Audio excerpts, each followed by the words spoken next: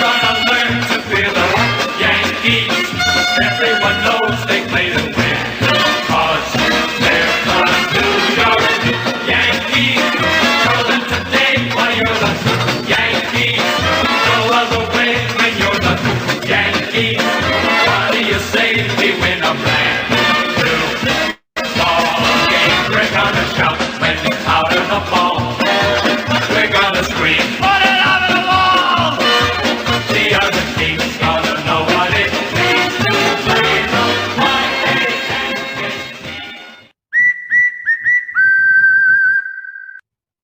What's going on, everyone? Welcome. Happy Friday evening. Yankees watch along game on the BX Sports Jedi Network. I am BX Sports Jedi. Thank you for giving me this wonderful Friday evening. The Yankees return home to September baseball at the stadium. They take on a divisional rival, the Baltimore Orioles. Salute to everyone viewing and on here on YouTube, Twitter, Facebook, Instagram, Twitch. I appreciate you guys watching and supporting the program. And happy Saturday morning to our friends out in the Philippines. It's 7 a.m. in Philippines and around roughly 9:30 in Australia. If you're in Melbourne, Australia, a lot of our viewers watch us from there as well. Good Saturday morning to everyone. We have the matchup tonight. The Baltimore Orioles, although they're struggling, they're coming in at 41-91. Take on the New York Yankees at 77-56, on top of the first wild card standings. And our pitching matchup tonight, you have Néstor Cortes hosting John Means. John Means, the left-hander, at 5-6 record with a 3.46 ERA, and Néstor Cortes Jr., a lefty, 2-2, a 2.77 ERA. Very valuable to the New York Yankees, the way he has come up, and since last year, just found them on the, just a free agent, release and DFA, and the Yankees from the Mariners, and he has come over from Mariners and been a really good, solid pitcher. And you could say, dare I say, sometimes he could pitch as a number two. If Tyone isn't 100% there, but he's giving you some good innings, either long relief or just the start. So the crafty lefty is going to pitch. And we have some news. Gleyber Torres has been activated from the injured list. He has returned. He's in the lineup. So let me run over the lineups with you guys. I appreciate you guys joining me this evening. Let's go with the visitors, Baltimore Orioles, currently right now.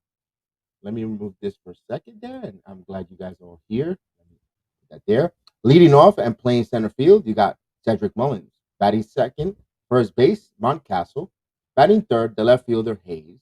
Batting fourth, the designated hitter, Trey Mancini. Batting fifth, the third baseman, Uris. Batting sixth, right fielder, Santander. Batting seventh, the shortstop, Mateos. Batting eighth, the second baseman, Jones. And catching behind the plate is Wins, batting ninth. And the starting pitcher, of course, John Means. And we'll give you the New York Yankees lineup in a second. The New York Yankees lineup. Here it goes. It goes like this. Second, leading off, playing second base, DJ LeMahieu. Batting second, the designated hitter, Giancarlo Stanton. Oh, that's the raw lineup. Hold on, I got the raw lineup. I apologize for that. It was first mistake when you go live. Then I'll read you the lineup right there forward. And batting, it actually is DJ LeMahieu leading off, playing second base. Batting second and playing left field, Joey Gallo. Surprise for me seeing Joey Gallo batting second in the lineup. We moved up there. Batting third, the center fielder, Aaron Judge. Batting fourth, the right fielder, Giancarlo Stanton. Batting fifth, then a surprise switch. Anthony Rizzo will bat fifth and play first base. Batting sixth, the designated hitter, Luke Voigt. You got to keep Luke Voigt's bat in the lineup. He's been coming clutch, especially last game in Anaheim with a lot of two outs. He had that two RBI hits, and all around that, you have to keep that bat in that lineup. Batting seventh, the shortstop, returning from the injured list, Gleyber Torres. Batting eighth, playing third base, Rutnef Odor. Urshela still day-to-day with that wrist injury. He had an MRI. Looks like it was clean. No structural damage. So it's day-to-day now with Urshela. But let's see how he recovers. And batting ninth, and a weird surprise batting, they moved him to ninth, the catcher, Gary Sanchez. And, of course, the starting pitcher, Néstor Cortes, the pride of Hialeah, Florida. So I'm glad you're here with me. I'm waiting for first pitch as they're like roughly about 5 minutes away. First pitch should be, or maybe less than that. I'm glad you're here. I'm like I said, thank you for giving me this beautiful Friday evening in the eastern coast of. I am in Orlando, Florida, broadcasting from Orlando, Florida, out to you guys, and I appreciate you all those up and down the eastern coast. Prayers up for all those that are still flooded in the northern section, and also as well as Louisiana. I continue to pray and continue to recover and all the efforts there. For it's not easy with all that water damage that we've seen there, but our thoughts and prayers are with you, Louisiana and New York, and everyone who was affected up and down the northern part of the United States, and those that are on the other side of the world, Philippines. Good morning. I hope you guys waking up for your breakfast and joining us and ready for watch the live Yankee baseball watch along, or if you're viewing and listening on here. I appreciate you guys through all the different platforms that you listen through, and I give you support and salute to every one of you guys and everyone out in Australia as well. All our friends out there that view and chime in the chat. Good morning out there in the land down under in Australia, and also all our friends in the and also in the Bahamas as well. Chester as well, and all our friends in the Bahamas that watch and listen. So I appreciate you guys for this Friday evening, the third day of September in the United States. It's the Labor Day weekend. Happy Labor Day weekend, and thank you for all the men and women and that serve this country. And we're thanking you, and we're thanking you, and we appreciate all the freedoms that you give us here in the United States, and all the sacrifice you do going and defending the American flag, the American people, the Constitution, and we appreciate everything you do from every part of you that served in any branch in the military services, in the armed forces, and in fire department, police, Coast Guard, anything that has to do that wears that uniform and serve this country. We salute you, and we know that it shouldn't be just 2 days of the year that we do Memorial Labor Day to recognize, but we know every day we should appreciate you guys, and thank you so much. And with that said, we can't wait for the first pitch. I can't wait for the game, and can't wait to see the Yankees. They're in a must sweep situation with the series. They picked up games actually. The Red Sox beat Tampa, and we have picked game. We have, and also Oakland lost to Detroit. So we're picking up games. We just got to continue worrying about our team winning our games. As long as we win our games and we win and we do what we take care of our business, we should be in really good shape to just continue to gain ground and hold on to that first wild card and add to that lead and continue to climb slowly. I know there's not that many games, but we should be able to climb up and want to be there in striking distance for that final series against the Rays at the end of the year. So Cortez is warming up. Remember, I said he's a record of 2-2, 2.77 ERA. Also, he's become a fan favorite. You know, he has the right stuff and he takes care of damage control. He comes in, he knows when to throw the right pitch. He comes with all different angles and all different measurement. Tries to do the Louis Tiant, the stutter move, and a crafty lefty. Very like you said, another fan favorite, and really, really enjoy seeing him on the mound. The first when he came here, we're like, oh my God, he's going to be a pitcher that's going to give up hits and all. But no, he's really worked on his craft. The pride of Hialeah, Florida, and we see him going in there, and he's making a case to try to make the postseason spot on the rotation. If the Yankees win that wild card and they move on, he's going to put a name in the hat for a game 3 start. And here's the first pitch, down for a ball. So Cedric Mullins is on bat. Mullins is batting 306, 24 home runs, 49 RBIs, 899 on base percentage. The lefty to lefty deals. This ball's up in the air, popped up. Gallo makes the play to retire the first out. So he flied out to the left fielder. The Yankees defense goes as this.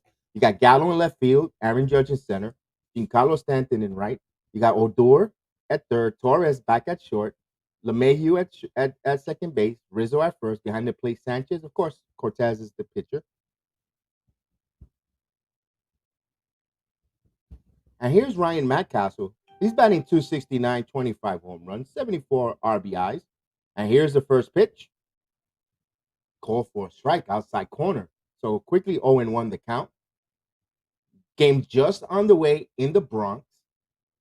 The first of 3 with the Orioles. Here's the 0-1 pitch from Cortez. Swing and a miss. Quickly 0-2. He got him with a nice slider.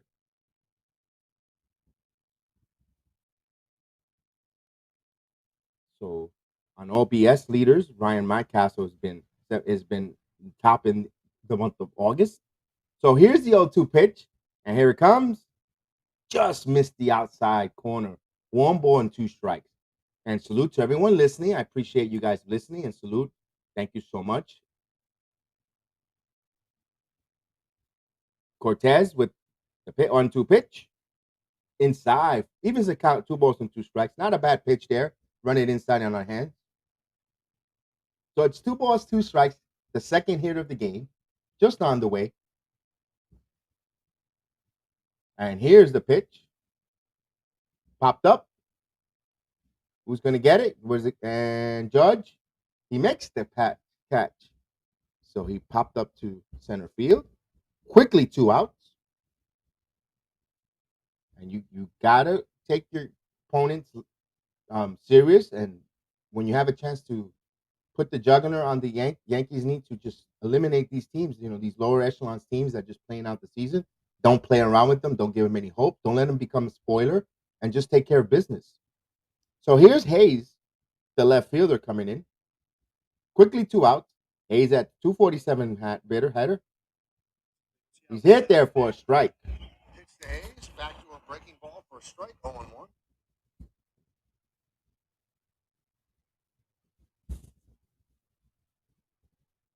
And here's the pitch. Double foul. Quickly 0-2.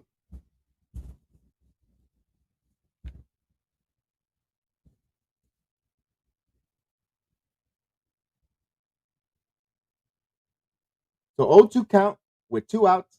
Néstor Cortes trying to get a 1-2-3 inning and get the Yankees up there. Here it comes. Sidearm delivery. Swing and a miss. Struck him out. So Cortes has a really good, strong inning. No runs, no hits. No one left on. Yankees coming up to bat on BX Sports Jedi Network. I'll give you a quick break here. Run a little small commercial. Tell you about my friends, and then we'll just continue with the bottom of the first inning.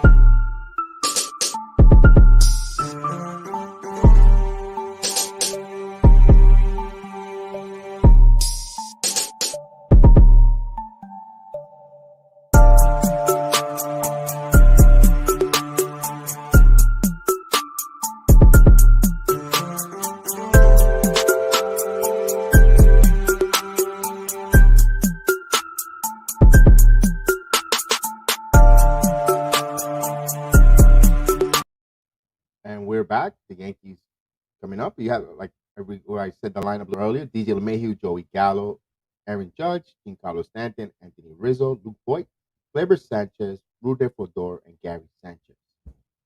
So Sanchez is interesting to bat him ninth, and the flip-flop between Gallo and Rizzo.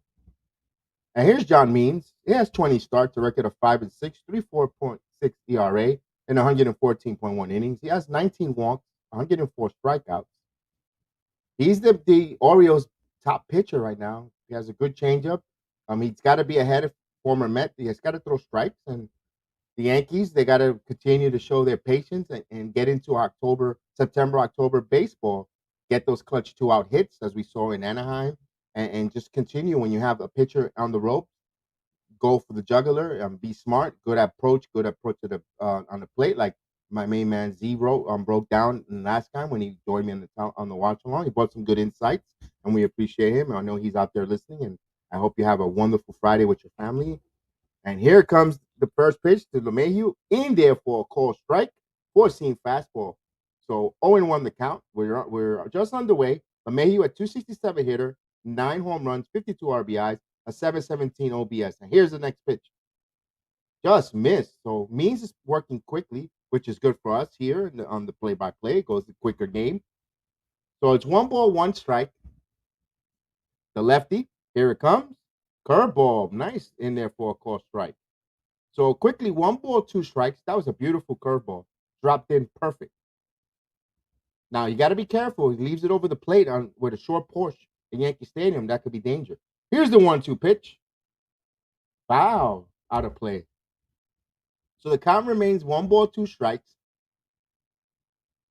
They're showing us the images of Yankee Stadium. They had a really nasty storm, a tropical storm hurricane in the tri-state northern part of the United States, and the water, it was flooded and from the remnants of Hurricane Ida. Here's the pitch.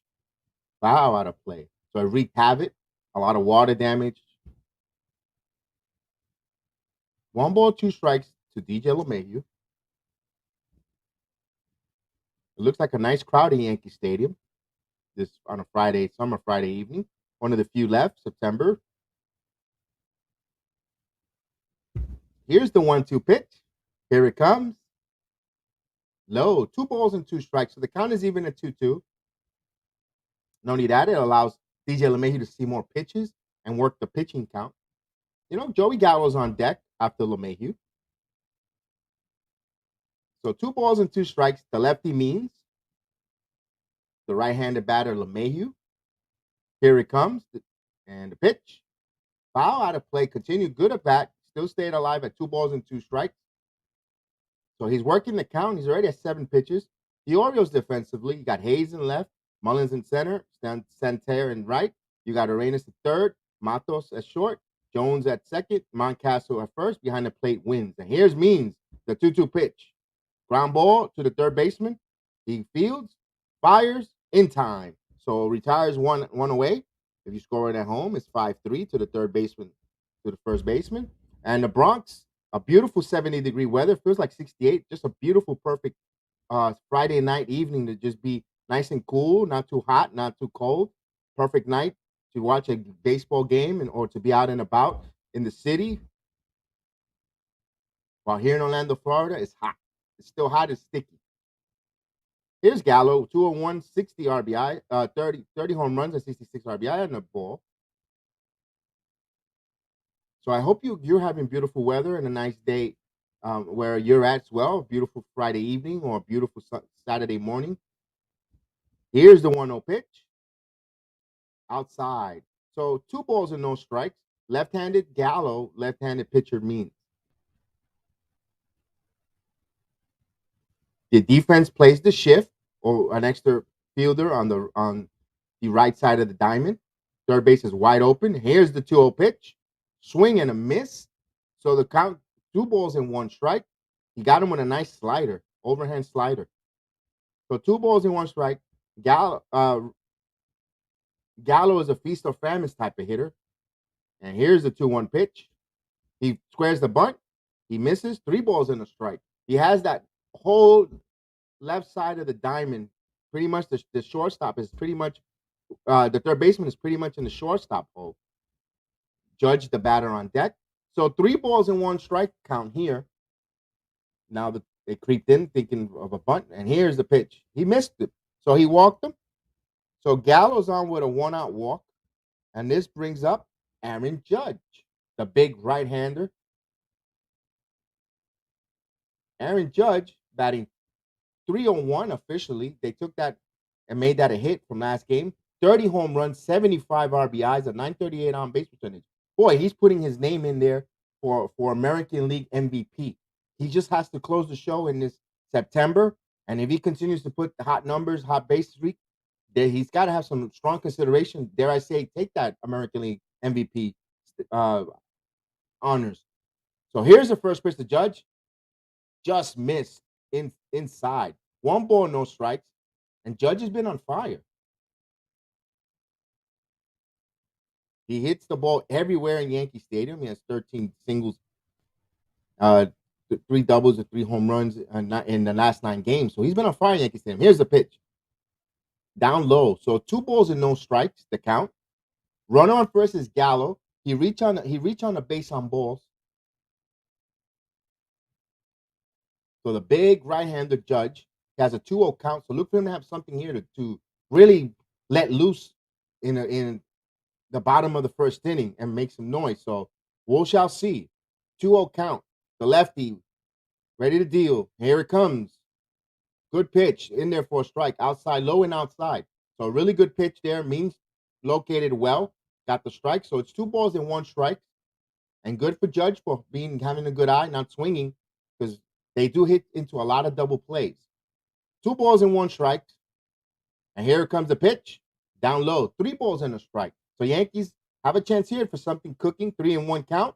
A Judge could be real selective here. Something dead red to put good wood on the bat, or just take the walk and keep the train line going, the assembly line to Giancarlo Stanton, who's on deck. So 3 balls and 1 strike to count. The lefty ready to deal. Ball foul out of play. He had something good there. He took a good rip, just fouled it off. So Judge was trying to make it a 2-0 game in the first inning, put some pressure there. Means is already at his 18th pitch in the inning. So 3-2 count. Gallo, the runner on first, who has some sneaky speed, stolen bases. But here comes the pitch. Here it comes. Got him. Beautiful pitch. I cannot blame Aaron Judge for that pitch. It was low. It looked like it was tailing away, but it just caught the corner at the end of that for a strikeout. So Judge, that was you know what? You got to sometimes tip your cap to the pitcher. Beautiful. Looks like it was tailing away, and then it just came right back into the outer part of the plate. Just caught that corner. Beautiful pitch for a second out. Sometimes, hey, you got to. That's why they're pitchers. You got to take your cat. I know you can't take those pitches close. Here's Stanton takes a ball. Stanton has been on a tear. He's batting .272, 25 home runs, 71 RBIs, and .861 on base percentage. He has played 111 games, by the way. And here's the 1-0 pitch. The ball foul straight back, man. He left that curveball up. He just missed that one. So it's 1 ball, 1 strike. He just missed that one. I'm telling you, from launching into the seats. So the big righty, Stanton, and the lefty Means, the pitcher, has a 1-1 count. Gallo's the runner on first. He throws over. He gets back safe. Make sure that the Yankees don't run here with 2 outs, trying to get a run in score position with a Stanton hit. Although with that, you hold off because Stanton could drive something, and you want to have that bat. You want to keep that bat in that lineup. You don't want to take it away from him. So 1 ball, 1 strike. Here it comes. Swing and a miss. He just challenged him. 1 ball, 2 strikes. 94 miles per hour, 4-seamer right in the inside part of the plate. Good pitch. Stan just late on that one. So he set him up with some breaking balls in the first, and then he just challenged him, sneaky fastball right in there. So 1 ball, 2 strikes. And here comes the pitch. Swing and a miss, struck him out. So the inning comes to a conclusion. No runs, no hits.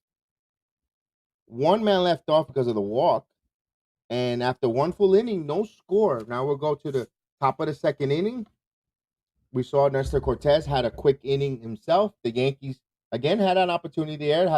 But John Means did some wonderful pitching there. You got to give credit what credit's due. I know the Orioles have a terrible year and they stink at times. But that first inning, that pitch to Judge was a beautiful pitch on the outside. It tailed right back. It looked like it was heading outside, and it tailed back in and just caught the outside corner for a strike 3, and right on the knees. So that was a good pitch for Means. You got to tip your cap there. And the way he approached Stanton there, very good pitching, very good sequence. The way he mixed up his pitches. He started him off with the 2 breaking ball, the curveballs. He just missed that one, the 1-0 pitch. I think he hung that curveball, and Stan just fouled it back, and he just caught him sneaky with that fastball to get ahead of the count. And then he bounced the breaking ball there, and Stan, sometimes he still is accessible for missing for that ball down low and the bouncer. So he got him there. So we go to the top of the second inning. You got 4, 5, and 6: Mancini, Uranus, and Santander. And we'll just see if Mr. Cortes will get a quick inning and get this lineup back up there. They made Means pitch close to over 20 pitches, close to just above over 20 pitches. That's something you want to do. You want to get that pitch count on the starting pitchers long, especially in the first inning, and let them work behind first 3 innings is the first 3 innings adjustment, take pitches, make the pitch count work. And then when you have your second time around the order, now you know where to attack. Pitch count is a little high and so forth. And you start scoring runs and you start getting hit. So we should go now into the top of the second inning. Again, I said Trey Mancini will lead off that top of second inning. Néstor Cortes, ready to deal. Here comes the pitch. Down low for a ball. Trey Mancini batting 256 with 20 home runs, 65 RBIs, a 761 OBS. Right-hander Mancini, the veteran, and or Cortes, the lefty. Here comes the 1-0 pitch. In there for a close strike, right on the high upper corner of the strike zone. So 1 ball, 1 strike. Here's the 1-1 pitch. This ball goes up the middle for a base hit. He just lined it right back where it came from. Nothing too hard, but he put it right in the nice spot. So a leadoff hit. Single for Trey Mancini, the veteran. Pretty good pitch there. He just served it right back up the middle. That's when, and it was outside, and he just lined it there.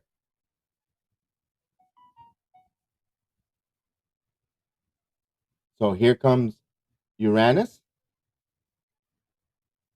Cortes with a goofy smile, knowing that he just served it in the right place. Looks like a Mario brother characteristic. Uranus batting 272, right-handed. Here's the pitch. In there for a close strike. Nice pitch. Four-seamer. Cut the plate. Raymond, 272 hitter, 7 home runs, 36 RBIs, a 768 on-base percentage.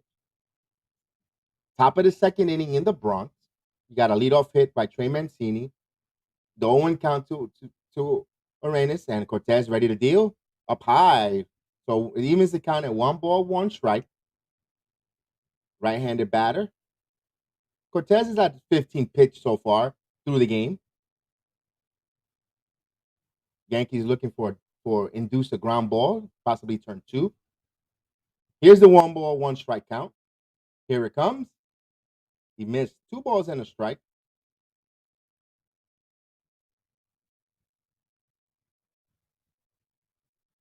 He threw the ball high upstairs, nowhere close to the strike zone. Maybe he's changing the eye level of the hitter, up, down, low, north, and south. It might be something that they purposely want to do. So the 2 balls and 1 strike count. Here it comes. In there for a called strike. 2 balls and 2 strikes. The New York Mets just got on the way. They're up 1-0, top of the second inning. You got a Kevin Pillar RBI double. So they're up 1-0. The Mets are winners of 4 in a row, so they're starting to heat up. Here's a 2-2 pitch. Foul, back out of play. So the count remains 2 balls and 2 strikes. You got Trey Mancini, the runner on first, not a fleet of foot.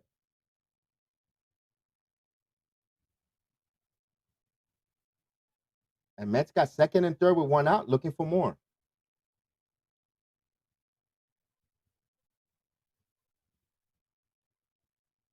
So here in the Bronx, it's 2 balls and 2 strikes.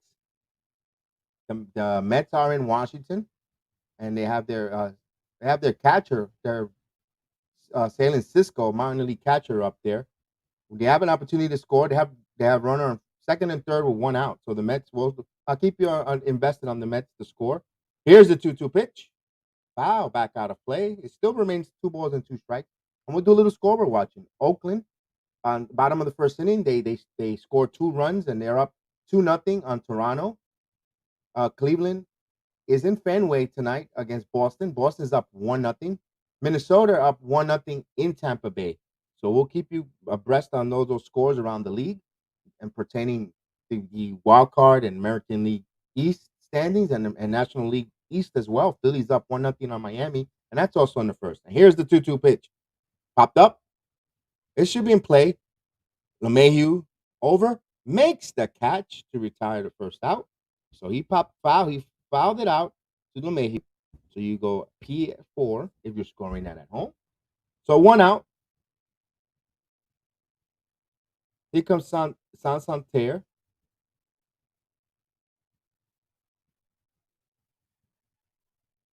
I'm glad you guys are joining me this Friday evening. The Yankee versus the Blue Jays, the Orioles on the watch along. I'm looking at the Blue Jays game and the score. Oakland's up 2-0. So 1 out. Here's Santerre in there for a call strike. So he jumps ahead 0-1. Anthony Santander, 248 hitter, 14 home runs, 39 RBIs, a 736 on base percentage. Right-hander, right fielder for the Orioles. Here's the 0-1 pitch. Foul straight back, quickly 0-2. Néstor Cortes had a little bit of a hesitation before he threw there, trying to do whatever he can to confuse and get an edge over the hitters, distract their timing. So the Orioles been struggling. The Orioles are 3-24 in the last 27 games. So they're struggling. 0-2 pitch. Here it comes. Popped up. Is it gonna stay in the park? Sanchez makes the catch. So he popped up behind the dugout. So quickly 2 outs.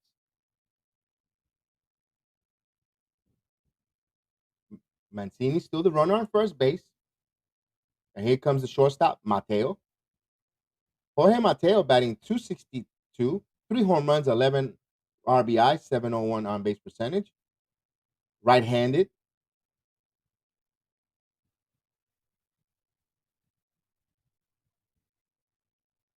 Cortes had 23 pitches for the game so far. The lefty, ready to deal. Here it comes. Curveball in for a strike. Nice pitch. Very nice curveball. Very crafty. Or Cortes being around the plate, throwing strikes, changing the eye levels of the hitters. Very, very good pitching. It's actually pitching. Here's the 1-0 pitch. Here it comes.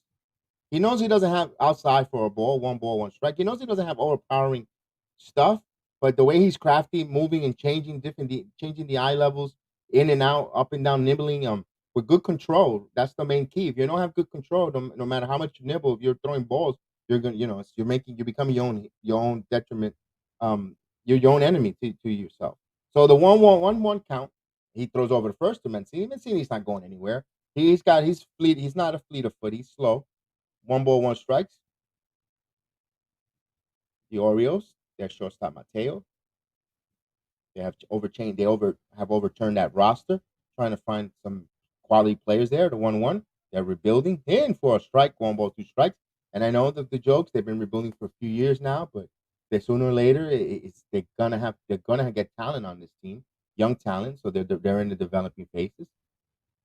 And we saw Mateo was a top prospect in 2016 with the Orioles.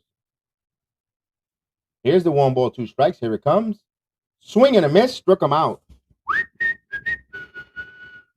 So, no runs, 1 hit. The leadoff hit was stranded. And after 2 full innings, no score. The Yankees, here comes the Yankees coming up on the BX Sports Jedi Network. I appreciate everyone listening and coming along with me. I know everyone, pretty soon the chat will be buzzing. I know that it's still 7:30 in the morning in the Philippines. So I know as the game progresses, our Philippine friends will be joining us, and all friends from Australia. It's still early in the morning, Saturday morning. And those of you that are here listening and watching, I appreciate it. Thank you for giving me the views, likes, and subscribe.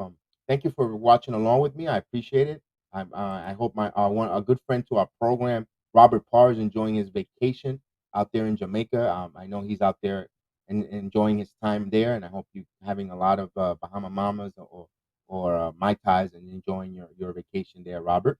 You're doing our thoughts. A to Z, I know you're probably working this evening, or you're probably out in a baseball game with your son. I know you like to enjoy watching the baseball in your town, so I hope you're also enjoying your day. And our friends, my co-host and of course Divine, I'm always thinking about you there, my buddy. Hope you're doing well, and your Mets are up right now, 1-0. And all our friends that listen to me, and also shout out to my partner on Mondays, Hector from the Love of the Game. Salute to you too, and Lawrence. I know they have their Love of the Game program. When you have a chance, they break things down as well. They're also content creators, and hit that like and subscribe to them. And soon, another good friends of ours, A to Z Media, they're coming up with some new platform. They're getting their stuff organized, their platform, their all their information or their videos and so forth. And they're going to bring a show that's going to be pretty good on fire. So I can't wait to see them there, and also my friend CT from the Streets Are Buzzing, Australia, and he has a good program. So I'm shouting out all my friends there that support Alex Coquito. Of course, how can I forget about him? You know, another a good friend of the program who's probably be in the comments in the chat pretty soon, doing some good content, live reporting from the island of Puerto Rico. We've got some good short videos and telling you the situation live on the ground in Puerto Rico, and those are all the content creators and more that I leaved out, but I'll get to you guys in a minute. Here's Rizzo coming up in there for a call strike, a slider, and yeah, and all those different content creators that I left out, but I will get to you and thank you and support each one of them. I'll bring their names up as I go through the game and thank everyone. Here's Rizzo again, the pitch. 1 ball, 1 strike.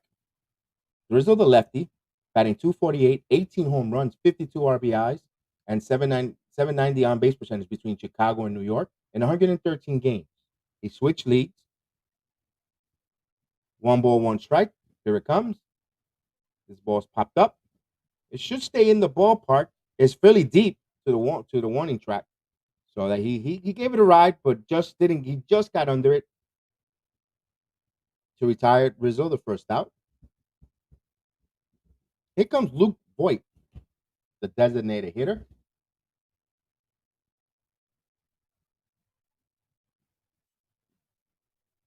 They're showing John Means' credentials so far.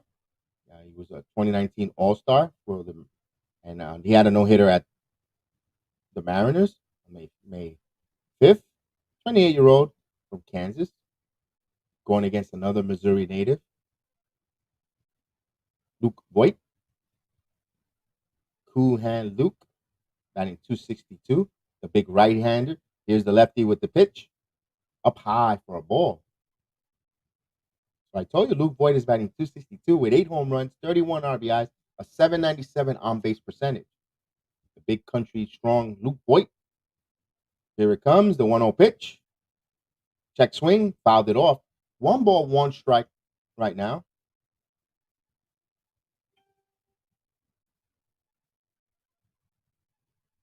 So it's 1 ball, 1 strike. Here it comes.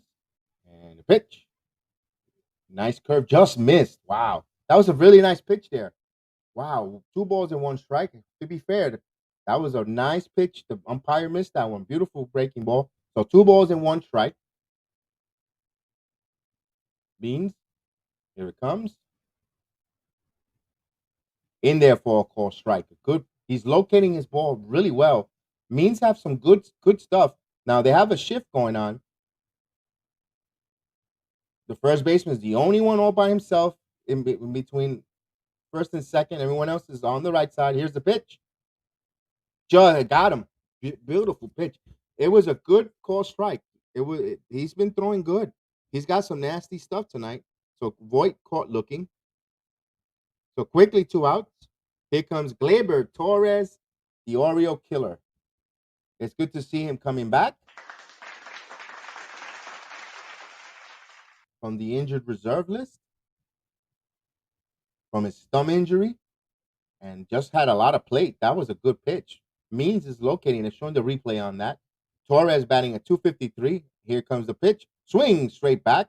Torres is out there hacking. Means at 32 pitches. Torres with 253, 6 home runs, 42 RBIs, 679 on base percentage. Not having a good year. A little down low, but let's say this. Hopefully this stint on the injured reserve and coming back, seeing Velasquez the way he's been playing defensively and handling the bat.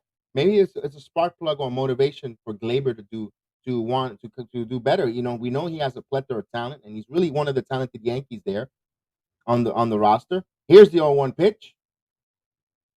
Foul, back out of play. Quickly 0-2 to Gleyber.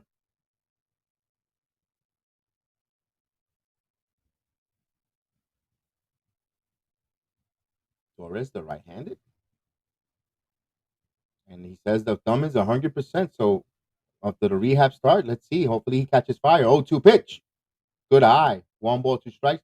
Nice pitch by Means, who bounced one there to see if Torres will be impatient, coming back off the IR and so forth. And that was a veteran throw there. Good call there. And good eye by Gleyber. for taking that. So you see a little bit of maturity there from Gleyber Torres. So 1 ball, 2 strike count. Here it comes. Ground ball. He almost caught it on the shift. He's the field. Plenty of time. So Means took his glove, almost redirected. He pulled it back in time, grounded into the shift, right to the second baseman. So the inning is over. No runs, no hits, no errors, no one left on. There's still no score. We go to the third inning. Get my scorecard in order there to let you know. And then we'll got 7, 8, and 1 back up to the lineup. So you have Jones, Wynn, and Cedric Mullins. And if anyone gets on, it will be Montclair. So the Yankees pretty quick game. Through 40 minutes, we're already going into the third inning. Pretty good. In that rate, the game will be a pretty quick game. Both pitchers are dealing. They're on the strike. They're throwing strikes. They're getting the ball in play. And even when runners are on, it doesn't stretch either. They go and attack. They're doing quality pitches. Means is on point with his control right now, locating, and that was a very impressive inning. Especially started from the very first inning. That impressive strikeout on Judge and the way he set up Stanton, phenomenal. And maybe the Orioles, dare I say, might got something there in John Means, building for 2022 there. I'm not saying he's right now they're currently their ace, but if they could get him and develop another a star ace coming up, move a John Means to number 2, number 3 starter, then you got a 1, 2, or possibly 3 punch there in your rotation, and you start building, baby steps with the Orioles. I know they've been rebuilding for long years, and I know Baltimore fans are really frustrated with this team. And instead of they look like they're heading backwards, but we shall see what the Orioles for 2022 is all about next year. They're trying to gear up. And we told you about Gio Urshela. He had an MRI there, show no damage. He's day to day, so he's gonna sit out until his wrist feels better. And why not? If you have Root and Odor, who's played very well, exceptional, play him. So right now, no score. Here comes Jones. He's batting 115, light hitting. Here's the pitch. In there for a ball. So Jamal Jones, in only 7 games, he's just been called up. Here's the 1-0 pitch. In there for a called strike. So 1 ball, 1 strike the count. Néstor Cortes is about to throw his 30th pitch of the inning, of the game. Excuse me. Here's the 1-1 pitch. Foul out of play. So 1 ball, 2 strikes.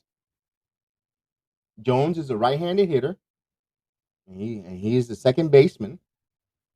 1 ball, 2 strike count. No score. Top of the third inning. Beautiful night in the Bronx. The lefty Cortes ready to deal, and he fires. Check the swing. Did he go? He did. So it's a strikeout for Cortes. So for the first out, back-to-back strikeouts for Néstor Cortes. And here comes Wynn, the catcher. Yeah, he did go around. They check in the replay. The bat wasn't intent and way in front. Here's Wynn batting 175. Austin with 2 home runs, 10 RBIs in 32 games. Here's the pitch. In there for a called strike. So Cortes is dealing quick around the plate, and that's what you want. Quick pitch, a lot of strikes around the plate, and not too much time in between pitches. Here's the 1-0 pitch. This ball is looped in for a base hit. So Wynn just blooped it in for a 1-out single. And we go back to the top of the lineup with Cedric Mullins. Wasn't hit hard. It was just single serve to right field. Just a bloop on a curveball. Had a lot of spin. He just put bat on the ball and just hit it over the heads of the second baseman onto right field. So it's a good piece of hitting there. Mullins is 0 for 1. He fly to left field in his first at bat. Mullins is a 305 hitter, 224 home runs, and the pride of 305, a Hialeah, Néstor Cortes in there for a call. No, they called it a ball. 1-0. Thought he was going to make the motion with his hands for a strike, so it's 1-0 the count. umpire changed his mind. So you got Odor in on the grass at third. Everyone else is in the shift on the right side of the diamond. So the 1-0 count. Cortes watch the runner. Here's the pitch. In there for a close strike. Now the catcher's not. Wynn is not fleet of foot.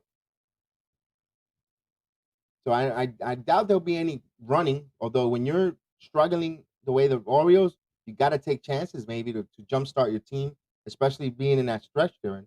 So the 1-1 pitch comes. Here it comes. Swing and a miss for a strike. 1 ball, 2 strikes count. So Cortes got some good stuff there. He put him right up on his hands. Couldn't do much with it. So 1 ball, 2 strikes count. When the runner on first had a 1-out single. The left-handed Mullins, the left-handed Cortes. Here's the 1-2 pitch. Here it comes. Sidearm. Swing and a miss. Struck him out. So 2 away. He came sidearm. That's the different craftiness of Cortes, changing the arm angles, the view of the hitters, and man, that was nice. Really Super Mario Kart action there with the mustache. It looks like he struck him out. Here's Ryan Castle, 0 for 1. He flied out in the first inning as well. The right-handed, who has 25 home runs. Cortes ready to deal, and here it comes the pitch. Just missed outside for 1 ball, no strikes. So 1 out. The runners win the catcher, who got a single, 1-out single. Cortes trying to strike out the side here, but it's a 1-0 count currently right now. Here it comes. Foul. Just got a piece of it. Foul back to hit Sanchez in the mask. 1 ball, 1 strike to count. Cortes is about to deliver his 40th pitch of the game. The lefty from Hialeah, Florida.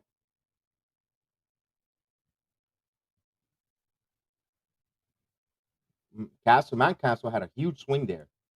He was trying to put one in the seats. 1 ball, 1 strike. Here comes the pitch. Ground ball, foul, out of place. So it's 1 ball, 2 strikes. Cortes is trying to strike out the side here in the 3rd inning.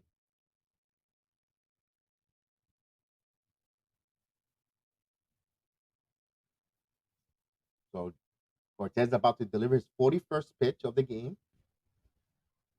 A nice, beautiful crowd in Yankee Stadium. In the outfield, you can see the crowd filling in nicely. Here's the 1-2 pitch. Here it comes. Sidearm. Swing and a miss. He struck out the side. So Cortes dealing means dealing. So we got a pitching duel here. So no runs, 1 hit, 1 man left on base on a hit, and we're going to the bottom of the 3rd inning. No score. The Yankees and Orioles pitching a pitching duel for the first third of the game. You know, both pitchers are pitching pretty smooth. Now it's the Yankees' time to see. Well, you got Odor, Sanchez, and now LeMahieu will get to see Means for the 2nd time around, and we shall see the adjustments within the adjustments in the game. So for a pretty quick, smooth game, Cortes struck out the side there, very impressive. And as much kudos I was giving to Means, but Cortes is throwing a really nice game, keeping the Orioles hitters off balance, changing the eye location and being around the plate, getting called strikes on the knees, in and out, and just being around. Good things happen when you're around the plate, and you change the eye view of the hitters. And Cortes changing the different arm angles. You saw 2 sidearm strikeouts there in this inning, and he's really doing it for the Yankees there, making a name and a statement, and trying to make a statement that says, hey, I need to be on this roster for the playoffs. I need a start. And if he's pitching and throwing like this and keeping the Yankees in games, not just keeping the game, throwing and showing this dominance, it's going to be hard not to pencil Néstor Cortes, not just as a roster, occupying a roster on the postseason, but even saying, dare I say, I need to make a start. So we shall see with that.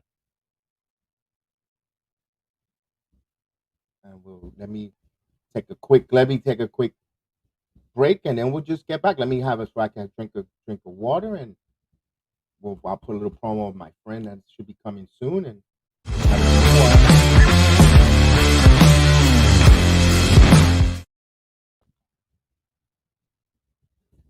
And we're back. Bottom of the second inning. You got Rodor, Sanchez, LeMahieu, and Gallo if anyone gets on. Odor, the left-handed hitter. Things seem to work itself out, but you really want to keep Odor's bat crisp in the lineup. He's come up with some pretty good hits as a Yankee. Even though batting 211, 15 home runs, 39 RBIs, but the home runs power with the Yankees has been very pleasantly surprised. The left-hander on left hand. Here's Means ready to go. Here it comes. Odor foul. He hit it hard, but fouled it. He pulled it. So 0-1 to count. I'm rooting F for Odor. Fan gets a souvenir.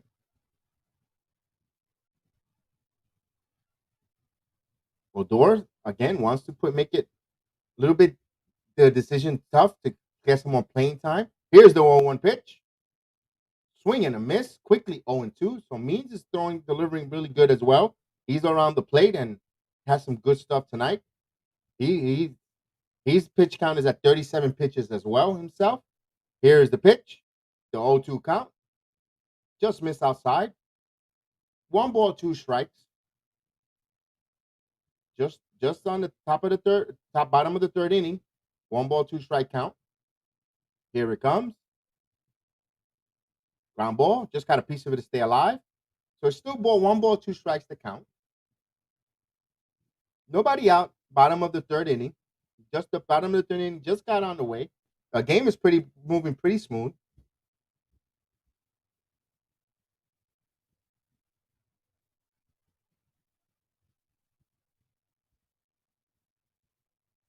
And here comes the 1-2 pitch.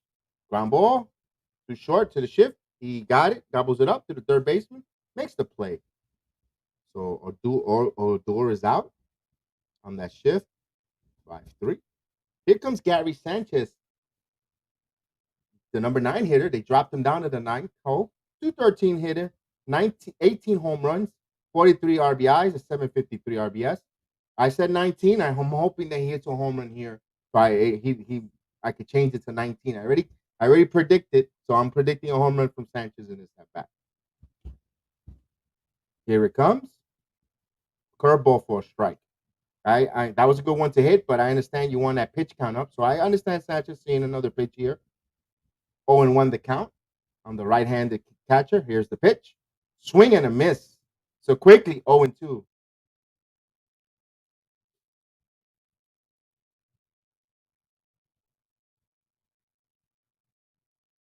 0-2 count. I appreciate you joining me this evening here on the BX Sports Jedi Network. The 0-2 count to Gary Sanchez. Here it comes. Just missed. 1 ball, 2 strikes to count. Just missed outside high. 43 pitches for the game for John Means. Means the lefty. Pitching pretty quick. Getting the ball ready to fire. Here it comes the 1-2 pitch to Sanchez. Here it comes. Did he hold up? He checked swing. He hold up. 2 balls and 2 strikes to count.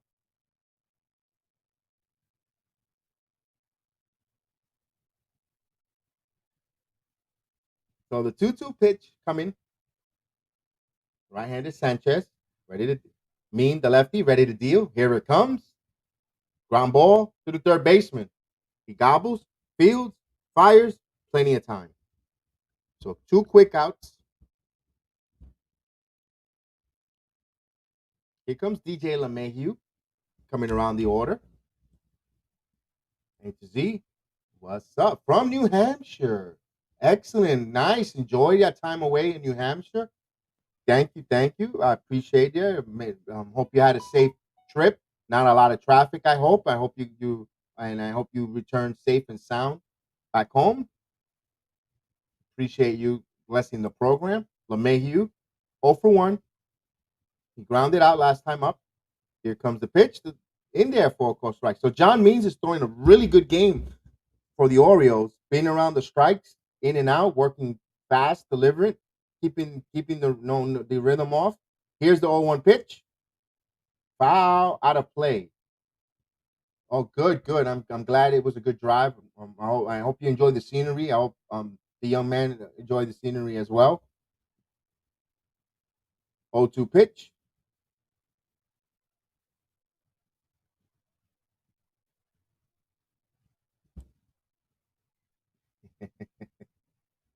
0-2 count.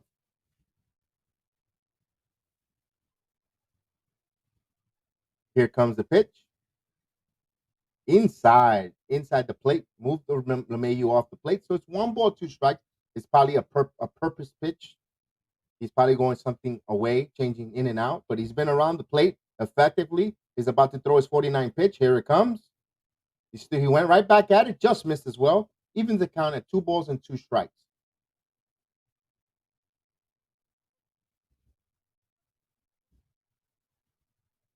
A beautiful evening in the Bronx. 70-degree weather. Here's the 2-2 pitch. Foul out of play. So there's a nice evening to open up the windows, give the AC a rest in New York. Man, what's up? What's going on, man? I'm glad you're here. No score right now. 2-2, 2-2. 2 strikes, 2 outs. Bottom of the third inning. DJ LeMahieu. And here comes the pitch. This ball is up in the air, but it'll stay in the park. Center fielder makes the catch. So the inning is over. No runs, no hits, no errors. A pitching duel for the first third of the game. No score. And now we'll go to the top of the fourth inning. So we're seeing both of these pitchers pitching effectively, quickly, moving the ball, being around the plate, and it's going around quick. We're going to start the fourth inning under 55 minutes. So you really like what's going on with that. And Cortes struck out the side last inning, very crafty. He got 2 sidearm strikeouts. He had a back-to-back strikeouts. And he's got currently 4 strikeouts right now, going through 4 innings. So he's really dealing. He's moving, and good things happen when you're around the plate and you call strike and you get strikes. And the umpire is having a pretty decent game as well behind home plate, calling the strikes. Everything really fair. And John Means the same thing. He's been around the plate and scoring and just being a good pitcher. And a quick update: the Mets are up 2-0. So the Mets are trying to continue their 4-game winning streak. So they're up 2-0 in Washington, in the nation's capital. Red Sox are up 2-0 over the Cleveland Indians.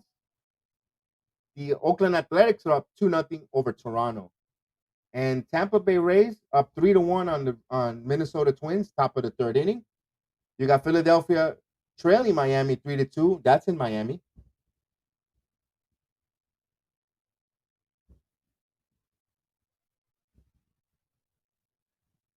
And we wait for them to return from commercial break so we can continue the play-by-play, the watch-along game.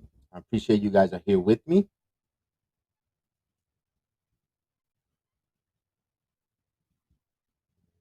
Probably in delay right now. Showing Cortes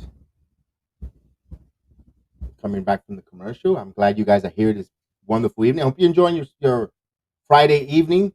Each and everyone in the chat, everywhere here, up and down the northern part of the United States, or anywhere you're listening to in Philippines. Happy Saturday morning. Here's the pitch from Cortes, out for a ball. 1-0.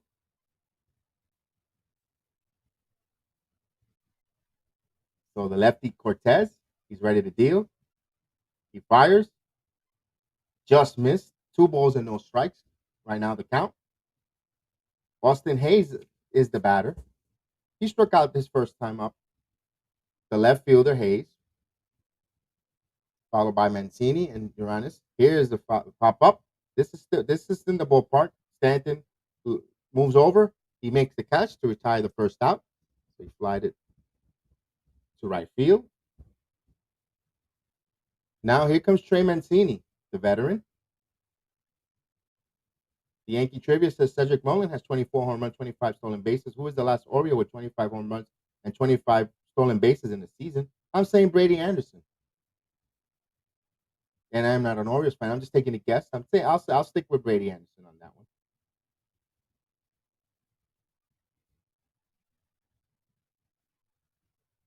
Here's Mancini, who's 1-for-1. He had a single his first time up. He takes a ball outside for a ball. The veteran Mancini. Tonight he's the designated hitter. Here's the pitch. In there for a strike. Very nice pitch on right on the low and right on the knees for a strike. Good curveball. So 1 ball, 1 strike to the right-handed Mancini from the lefty Cortes, and here comes the pitch up high. 2 balls and a strike. He missed way up high. So Cortes is changing the eye view of the hitters up and down. Left. He's going north and south, east and west, all different types, trying to confuse different arm angles. So 3-1, 2-1 to count. Ooh, just missed that one low inside. So it's 3 balls and 1 strike to count to Trey Mancini. He looks a little like Nick Swisher. Yeah, I can see that. A little Nick Swisher-ish. So 3-1 count. Here it comes. Swing and a miss. He challenged him. So the count is full. 3 balls and 2 strikes. He threw a nice slider there. He didn't hung it. It was a good slider there. On deck is Raymond Uranes. Cortes about to pitch his 50th pitch, and here it comes. Swing and a miss. Struck him out.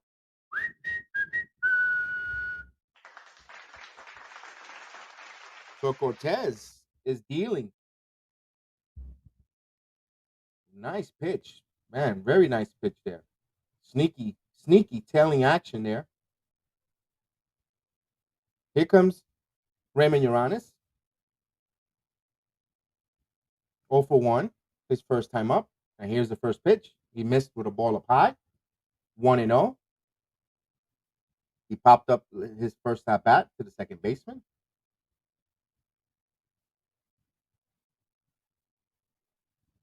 And here comes the 1-0 pitch. He missed 2 balls and no strikes. Cortes, crafty lefty on a beautiful night in the Bronx, in the South Bronx. Here's the 2-0 pitch. Just missed. 3-0 the count. Just low. It was a little low. So 3-0 count. Nobody on. 2 outs. Cortes, and it comes in there for a call strikes. 3 balls and 1 strike. So Néstor Cortes is dealing. He gets the ball, and it's like he's playing catch with the catcher. That's what you like to see. This is what baseball wants. They want to speed up the game. Here's a model of it. It's called time. So Raymond wants to break up the pace and the continuity of Cortes. That was a pretty smart move there, calling a time and stepping out. So 3 balls and 1 strike, and here it comes. He walked him. So that breaking of the rhythm, I could say, had a big factor here in this walk. He called timeout, stepped out of the box. They granted, and the Cortes next pitch throws the ball 4. Cortes probably was getting a groove after that 3-1 count. So that's a pretty smart move there. Let's see if they could cash in on that. Here's Anthony Santander. He fouled out in first at bat to the second baseman. So the lefty threw over to first, came back. Not too sure if Raymond Uranes could run, so I'm not too sure if he's fleet foot. He might be. He looks like he could probably run. Don't know how many stolen bases he has. Don't know too much on the scouting report on the Orioles. He quick low back from Cortes, just got back. He's safe. So they're pretty watching him. They're concerned of him running. Like I said, the Orioles have nothing to lose right now. They could try to do something if they could manufacture a stolen base and a 2-out single and get a run in. But we shall see. Here comes the pitch. Foul out of play. 0-1 the count. 2 outs. Top of the 4th inning. No score. A 2-out base on balls to Raymond Uranes.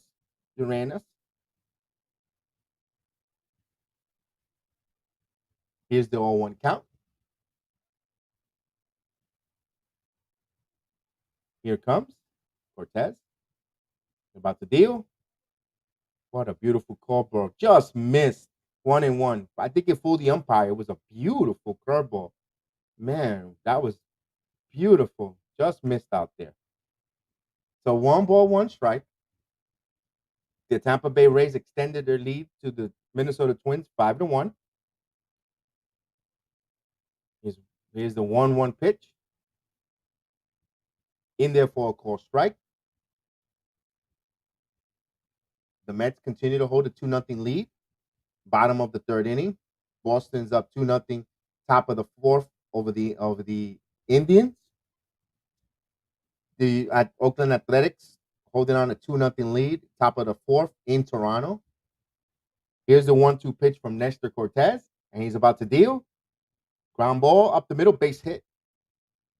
Right through the shortstop. So we got a walk and a single with 2 outs. Trying to do a little 2-out damage. So that step out of the plate calling time is got Orioles got something cooking. That might be a beginning of something, but we shall see. There's 2 outs. And you have Mateo coming up. Mateo struck out his first at bat.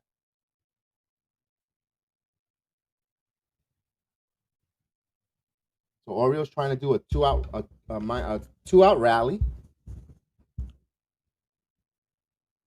Like I said, Mateo's 0 for 1 with a strikeout. He struck out in the second inning. The lefty, Cortes.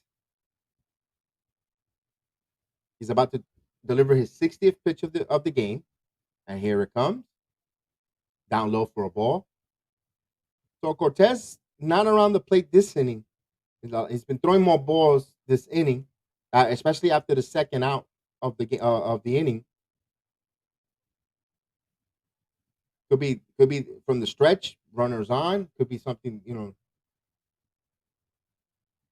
So 1-out pitch. And here it comes. Ground ball foul for a strike. So evens the count at 1 ball, 1 strike.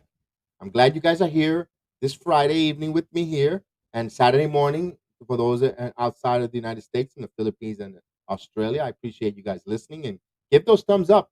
Give me a thumbs up. Give me the like on so it continues. And don't only just that, it encourages me and gives me your feedback. So 1 ball, 1 strike. And it's free too, the thumbs up, by the way. Oh, Cortes steps off, checks the runners back. So the Orioles trying to slow down the game a little, or the rhythm of the pace of Cortes. And then you have, after Matos, you have Jones coming up. Ground ball. Slow ground ball to Odor. He cuts it over. Fields fires in time. So the inning's over. So no runs, 1 hit, 1 walk, and 2 left on base. So no score. We go to the bottom of the 4th inning. And for the Yankees coming up in that 4th inning, you got Gallo, Judge, Stanton, and Rizzo if anyone gets on base. So they got second time around the order against the heart, the meat of the lineup, the big boys. Let's see now how John Means will maneuver and the adjustments the Yankees hitters are going to see. That now they've seen him now for a second time around and study him and have a little bit of a scouting report in the dugout and make the adjustments. So now is the adjustment time. Now we're going to see, this is when the game of chess of hitter-batter begins now. And now we shall see what the Yankees hitters are going to come up to fruition, and they're going to be able to make some good contact, have better at-bats, and so forth. So it'll be interesting this inning. I'll get a quick drink of my drink. Continue to play-by-play.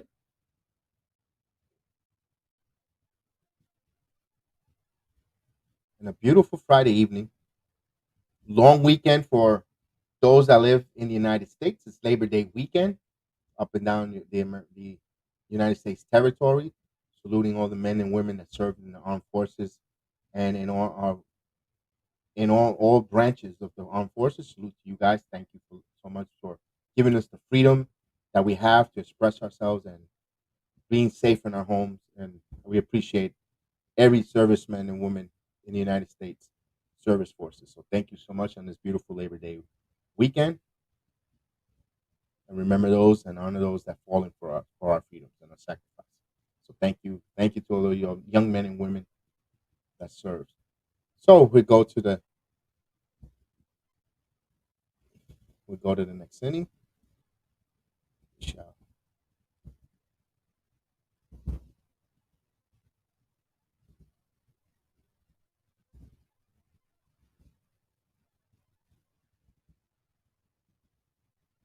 Reggie Jackson, actually, the trivia. for that won that for 27 home runs, 28 RBIs in 1976 for the Orioles. I did not know he played in 1976 with the Orioles. That's the year. Well, here's the pitch for a strike. The following year, he signed with the Yankees. So here's Gallo, who had a walk his first time at bat. Means about to deliver his 54th pitch of the game to the left-handed Gallo. Here's the 0-2 pitch. Swing and a miss, a quick strikeout. Good morning, good evening, and good night. Gallo's gone. Here comes Aaron Judge. He just challenged him. That's a really bad high fastball. He swung at a ball. Nothing he could do with there. So advantage pitcher. The pitcher had made him swing for something that to his advantage. He changed the eye level. Here's Judge, who struck out his first on a nasty pitch from Means. 0 for 1. Judge batting .298, 30 home runs. Here's the pitch. Swing and a miss for a strike. So Means got good stuff tonight. It'll be interesting how long manager will ride him, how long of length of the game he's in. He's a good 55 pitches. About to throw his 56. The Yankees desperately want to get in that bullpen. Here's the 0-1 pitch. Just missed. Evens the count at 1 ball, 1 strike. Wow. That was the same pitch he got for the strikeout in Judge first at bat. So Means is delivering very well. 1-1 pitch. And he misses for a ball. 2 balls and 1 strike. He's not missing by much. Borderline pitches.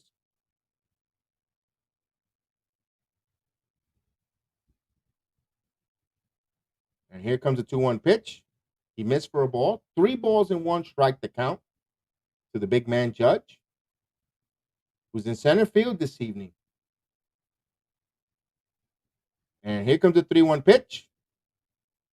Right down Broadway for a strike. 85-mile-per-hour changeup. So 3 balls and 2 strikes to count. Dangerous pitch there. A 3-1 count to throw to Judge. And here comes a 3-2 pitch. This ball is hit up in the air to left to right field. It's still staying in the ballpark, but to the warning track. Judge just missed that pitch for the second out. Just missed it. Right in front of the wall, trying to get a short porch home run. Here's Giancarlo Stanton, also struck out in the first inning on a nasty pitch. It was set up really well by Means. Really one of his best pitching sequence of the evening, if you ask me. So the right-handed Stanton, the left-hander Means, quickly 2 quick outs. And here's the first pitch. Missed for a ball. 1 ball, no strikes. So we shall see how is he going to attack Stanton. If he throws him that 85-mile-per-hour meatball that he threw Judge and that Judge took, it's going to go in the seats. The Stanton will swing, and here's the ball. So Stanton's up 2 balls and no strikes. He's got a good chance, a good hitter's count here to let one loose here and do some damage. So 2-0 count. And here it comes. Got him there. He threw the changeup again. But this one was a little bit inside, but just got the inside part of the plate for 2 balls and 1 strike. So Means is locating his pitches. So you got to tip your hat off to the pitcher. The 2-1 pitch. Here it comes. Stanton hits one deep. And it is gone. Home run. Giancarlo. No si pose palo. Home run. He got it. He got it. I had to wait for a second there. And he got the home run.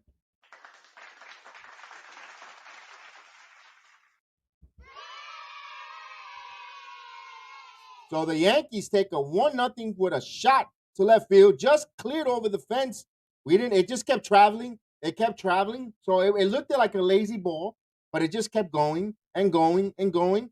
I mean, it wasn't a wall scraper, but it just kept traveling.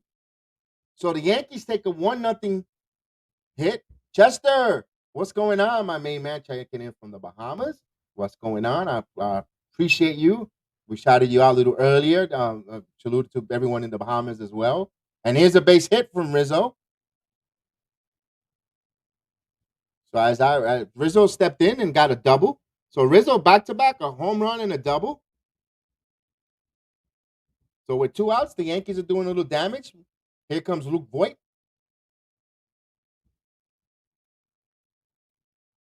So Stan just golfed it. He threw an 85-mile-an-hour changeup, and Stan just he's just powerful. He muscled it pretty much. That's what he did. Right between the left center and a deep part of the ballpark too. That's Death Valley, and he got the changeup.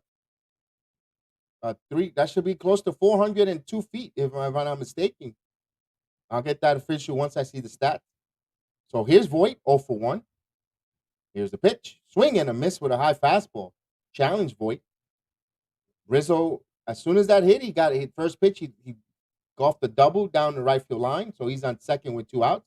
And Voit took a big cut there for 0-1. So the Yankees wants to attack in more runs there. They got to run on second. Can they get that big 2-out hits? They've been getting all few games lately. In there for a ball. 1 strike to count. Rizzo, the runner on second. Yankees already 1 run in on the Giancarlo Stanton home run. Means that a 67th pitch of the game, bottom of the 4th inning, 1 strike with 2 outs. Here comes the pitch. Swing and a miss. 2 strikes. Got him with a nice curveball there inside. So 2 strikes to count. Rizzo will be running on anything hit because there's 2 outs. Boy, Stanton is on a tear, loving to play in the outfield. And it's not the point of him with his talent, it's just staying healthy. And here's the ground ball up the middle. Means snagged it. He fires with a ferocity to first base, upset that he gave up that home run. So the inning is over. We got 1 run they got 2 hits, and they left 1 on base. The Yankees lead 2-0 on the BX Sports Jedi Network. So I appreciate everyone here. I appreciate Chester checking in from the Bahamas. Brandon also checking in. A to Z checking in from on the road from New Hampshire. I appreciate everyone listening, and I appreciate everyone joining the program. So 1-1, 1-0, excuse me. Going into the top of the 5th inning. Both pitchers have been pitching well. You just got to doubt there. As I was saying, John Means, we were giving him a lot of kudos and accolations for pitching a good pitch. That was a good pitch he got, Stanton. He got him with a low changeup away. Stanton just it's just strength. You got to just salute the hitter. He just had the power and the strength to just elevate the ball to the deepest part of the ballpark, and it went. It was a home run. You got to kudos. He made the pitch away, low and away. Just Stanton made the right adjustment and got the good part of the bat on the ball, and it just flew and it went over the fence. And you got to tip your cap. You can't get mad with Means. He didn't hang one. He didn't put one in the center. He located the right location. And sometimes the hitters just got to tip your cap. The hitter's the hitter. He did his job, and kudos to that. And the Yankees take a 1-0 lead. And Néstor Cortes has been delivering. He's been pitching very well. He's got 5 strikeouts. 1, 2, 3, 4. Yeah, 5 strikeouts through 4 innings pitch. He's around the plate. He's consistent. He's fast. It's so far an hour and 15 minutes. Excuse me. So far, and we're already almost close to halfway through. We're going to start the 5th inning. So you like the pace of the game? It's going pretty smooth. So we shall see the Yankees add more runs coming up. I'm pretty sure they want a 1, 2, 3 quick inning and get there. And here comes the Orioles. Jones. Cortes fires sidearm in for a strike. Quickly 0-1. Jones struck out in the 3rd inning. Just limited game. Is 12th game of company calling up. And here's the 1-0 pitch. In there for a call strike. Quickly 0-2. So Cortes is dealing quickly 0-2. The leadoff hitter in the top of the 5th inning. And here comes the 0-2 pitch.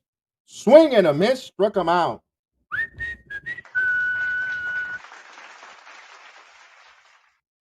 So he struck him out swinging. 0 for 2 for Jones. Both of them on strikeouts. Here comes the catcher, Wynn.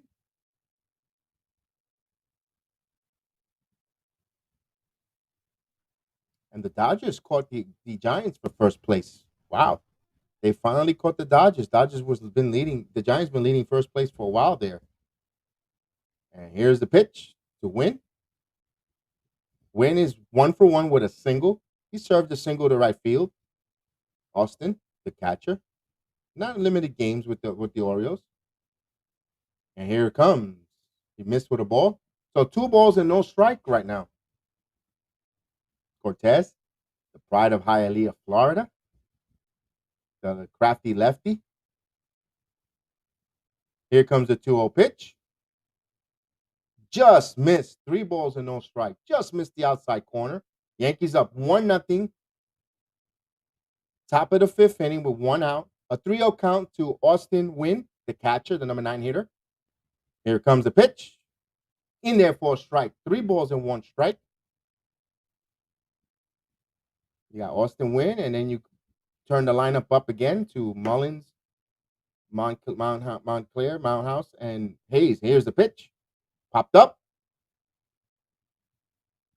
This will stay. Gallo camps under it, makes the catch for the 2nd out. So 2 quick outs. Good battle there from Cortes, down 3-0. Came back and got Austin to pop up. So you have no one on for the top of the lineup with Cedric Mullins. They all start coming up. 0-for-2, flied out and struck out. His 2 at-bats. Although still with that, he's still batting .305.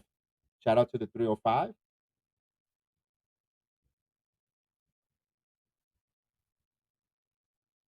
Here's Cortes, ready to deal. Ball's hitting the ground. Rizzo fields, a foot race, got him.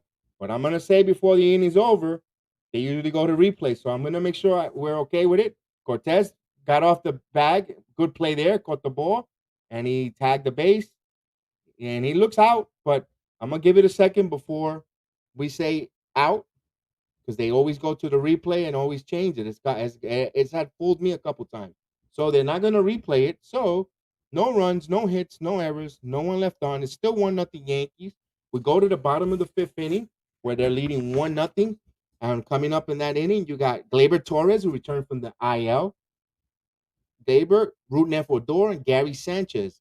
Torres is 0-for-1 with a ground out, but he'll be when he comes up to bat. It's good to see Gleyber back in there. Gleyber needs to start hitting and start showing something, because I'm not saying Velasquez will replace Gleyber Torres, but if he doesn't, he doesn't want that extra pressure on top of him. He needs to start producing, not just with the bat, but also playing a sharp, crisp defensive shortstop. Because then, if that's the case, they'll be substituting him in the middle of the game and bringing in Anthony Velasquez to substitute him and give us a defensive play a better defensive shortstop. So we shall see how Boone and company execute that. And let's see what we got going on. Oh my God, really? Huh.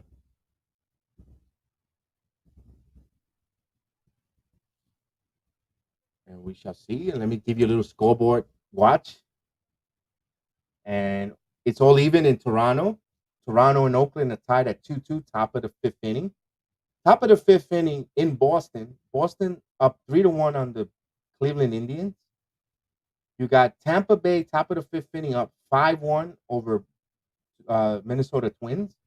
Miami hosting Philadelphia, up 3-2, bottom of the 4th inning.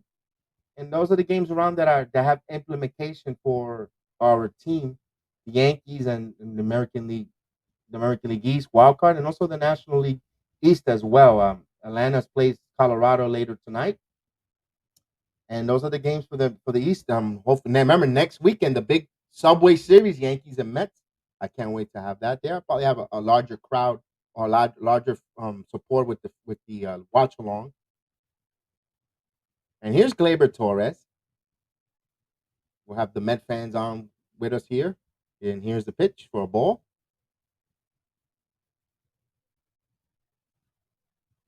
And here's the second pitch in for a strike. 1 ball, 1 strike. Bottom of the 5th inning, Gleyber Torres up.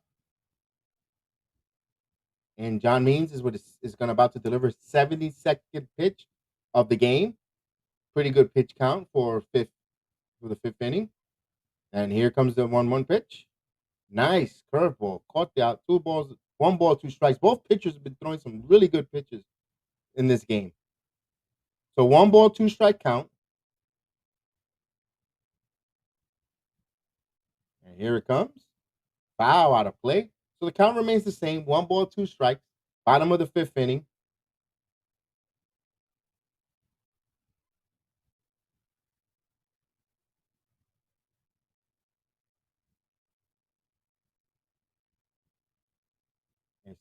Here it comes, the 1-2. Curveball. Gleyber hits this ball up in the air. This ball's hitting to the gap. It's going to stay in the ballpark. Makes the catch. He gave it a ride, but it just held it in by the ballpark for the first out. Nice at bat there for Gleyber coming back. He gave it a nice. He took the curveball and just missed it, but he gave it a nice ride in good coverage from Mullen playing the outfield there. Here's Rougned Odor. 0 for 1, grounded in the 3rd.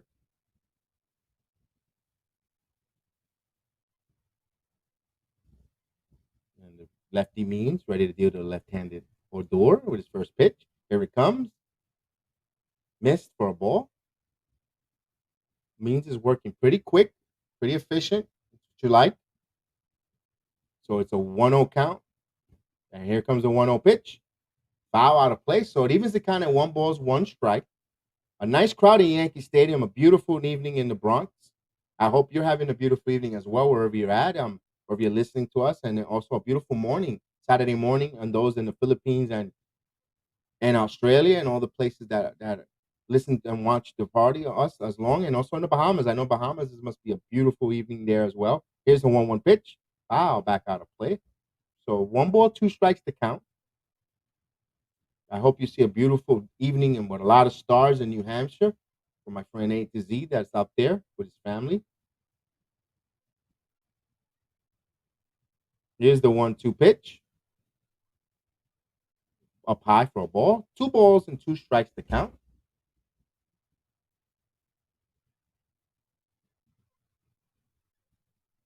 Rugi. And here's the 3-2 pitch now. Up high, 3 balls and 2 strikes. LeMahieu, the batter on deck. Actually, Sanchez, the batter on deck. LeMahieu's in the hole. So what will he throw to Rugi? And just missed. He walked him with a base on ball. So Rugi's on with a 1-out walk. Here comes Sanchez up. Sanchez, 0 for 1, grounded at his 3rd baseman. His first time up. Yankees 1-0, trying looking for more. And moving Sanchez down to the number 9. That's wow. I'm surprised they did that. Now Sanchez is gonna have to make him pay and take advantage. And if he doesn't want to bat 9th, or if it's something for pride, he's gonna have to come up big here and run into something and get a hot September. We would love to see a hot Sanchez September. Here's the pitch in there for a ball. 1-0. Because when Sanchez gets hot, he becomes a really dangerous hitter in the American League or no baseball when he's on. But when he's off, wow. 1-0. And here comes the 1-0 pitch. In there for a ball. 2 balls and no strikes. Just missed the inside. Thought he was going to call it a strike, but it's 2 balls and no strikes. Rugi Odor, the runner on first. Pretty good, decent speed there. 2-0 pitch. Lefty Means. He deals. Just got the strike in there. 2 balls and a strike. So Means pitching pretty quickly. He's going to deliver his 84th pitch of the game currently to the right-handed catcher Sanchez. 2-1 count. Very dangerous. Steps out of the batter's box. Let's reset. Maybe trying to do the same thing that we saw that early in the inning with the Orioles. And here's the 2-1 pitch. Here it comes. They throw over to first. They get Rugi goes back. He's safe. So 2 balls and 1 strike to count.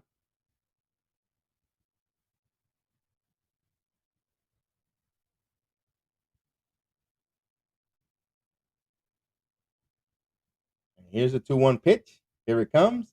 This ball is blooped. and foul. Just missed the chalk by about five, anywhere from 5 to 3 feet. So it's 2 balls and 2 strikes. The count is even.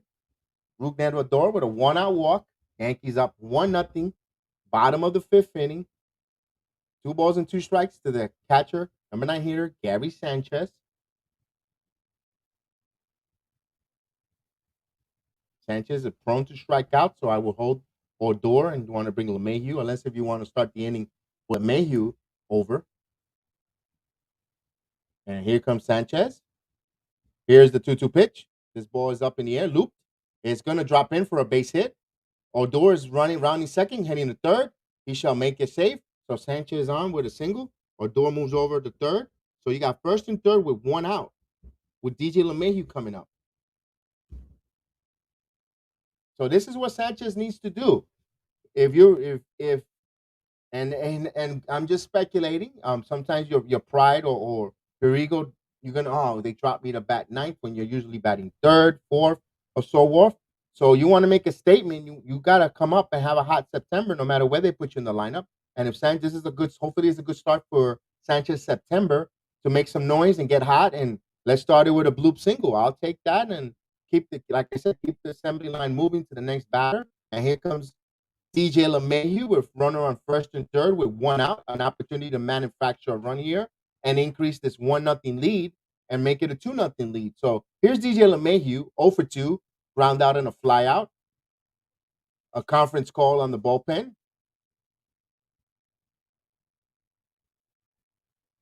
The pitching coach, Holtz.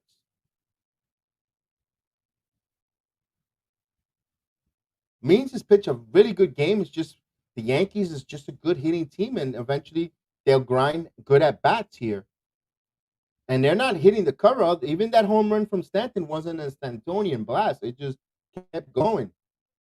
So Means ready to deal to the right-hander LeMahieu. He's ready to fire. Ready? Here we go. Oh, he faked over the third. Odor faked to go like he was going to steal home, but he got back plenty of time. He just wanted to disrupt to see if he get a dart down to see if he gets a balk out of it.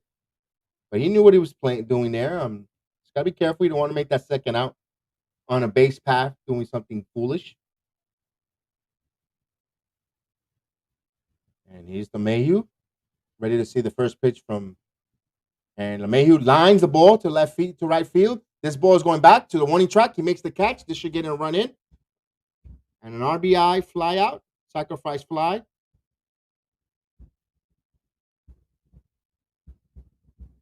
So the Yankees extend the lead to 2-0.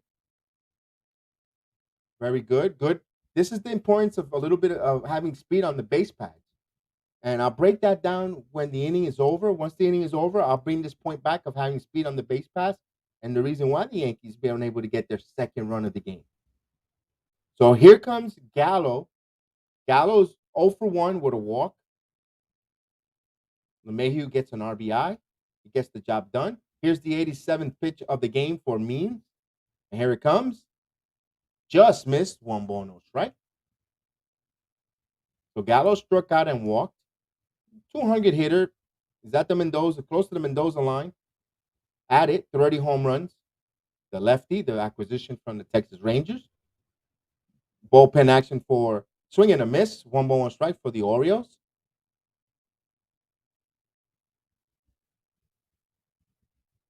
Green, the right-handed pitcher for the Orioles, getting loose. So the 1 ball, 1 strike count. A little. Here it comes. Just missed. 2 balls and 1 strike to count. Sanchez, the runner on first, with 2 outs. A run is already home this inning. 2-0 Yankees.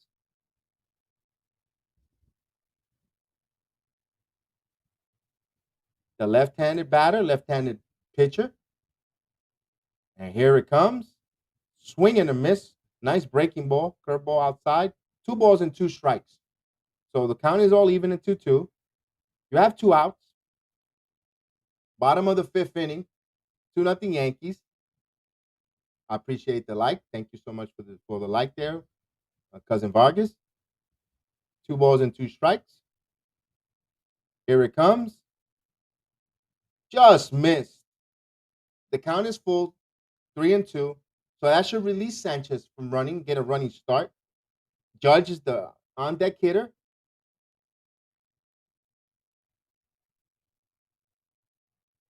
And Gallo. And here's the 3-2 pitch. This ball is bloop. And it's going to go foul. The count remains 3-2. So there's 2 outs. Full count. Bottom of the 5th. A run is already home. Yankees extended to a 2-0 lead. John Means about to deliver his 93rd pitch. Should be his final inning of work. Pitch count is at 92. And he's trailing 2-0. Is the Yankees putting on good at bats, extending the pitch count, seeing extra pitches, even though Means has been around the plate all night, very good. Has pitched a pretty well game. So here's the 3-2 pitch to Gallo. Here it comes. Swing and a miss. Struck him out. So the Yankees, they get 1 run on 1 hit. Actually, 1 hit. Left 1 on base, and they extend the lead. So it's 2-0 Yankees. We go now to the top of the 6th inning. Now, when I was making the point about having speed on the base pads with Root and Odor, he was able to go to first to third on the Gary Sanchez blue pit. Recognized it was going to drop in, and when you have that speed and that confidence to go to first to third, good things happen. Speed on the base pass is still important. I know it's been more analytics driven, the home run, the mashing, and all that, but you still need speed. You need to still know how to run the bases, the fundamentals of baseball. He went first to third, and he managed to score, and the Yankees managed to manufacture runs. See, that's what got them successful in the early 90s. And I know we always try to reference, and why do the Yankee fans always keep referencing those teams? Because they played baseball smart, intelligent, and they played pretty much the right way of baseball. And they showed the results. They were a dynasty. They won, they won all those games, all those World Series, Jeter 5 in the World Series in his playing career and so forth, is because they did the fundamentals properly. You ran first to third. You scored on a DJ LeMahieu sacrifice fly. Now you added another run. You worked the pitch count. Now you're going to get the starting pitcher out of the game. Means it's close to 90, 94. He ended with 94, 95 pitches. Maybe they'll throw him for a situational batter to batter next inning, maybe, because I know the Oriole bullpen stinks. But maybe they'll do that. But now you have an opportunity to knock the starter out. You extended all these extra pitches. You play smart baseball, first to third, and you continue, and you don't kick yourself. You're getting good pitching from Cortes, being around the plate, and that's winning recipe. And that's what that we want. That's what Yankee fans want, that winning recipe. So Néstor Cortes is about to pitch. Right now, he has pitched 5 good innings. Only given up 3 hits. He struck out seven batters. So he's been around the plate. He's been efficient. His pitch count is only 71 pitches so far, and he hasn't given up a run. So he's got a 2-0 lead right now, and Yankees only got 3 hits in the whole game, but they have 2 runs to show for it. So then here we go. We got Ryan Mountcastle, followed by Hayes and Trey Mancini, and he takes a ball. So 1 ball, no strike.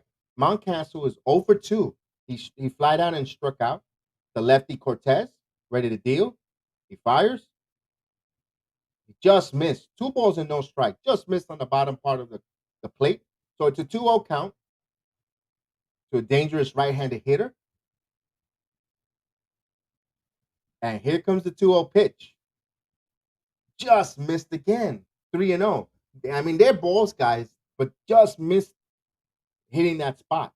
He's close. He's around the plate. So here comes the 3-0 pitch. In there for a close strike. He hit that one perfect. So 3 balls and 1 strike. And if he had the green light, he was going to do nothing but ground the ball softly. It was a tough situation when he placed it. So Cortes with a 3-1 pitch. And here comes the 3-1 pitch. Cortes ready to deal. Just missed that one as well. He walked him. Wow, that was close. Cortes with a grin, a smile. Wanted to know where that was as well as me. The lefty from Hialeah, Florida, has the leadoff walk-on. This is what you don't want if you're Néstor Cortes. You don't want to put runners on, leadoff walk, and here comes Austin Hayes, who's 0 for 2 with a strikeout and a flyout. Cortes, been around the plate. He wants to pitch in a very effective, induce a ground ball in turn 2. So we shall see.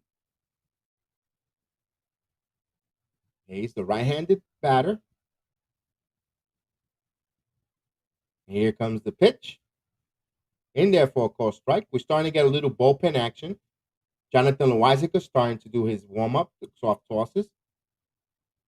Hopefully we don't need to see him, we could squeeze another inning out of Cortes. It'd be wonderful. Here's the 0-1 pitch. And Cortes is ready. Look at the sign. Here it comes. Just missed. 1 ball, 1 strike.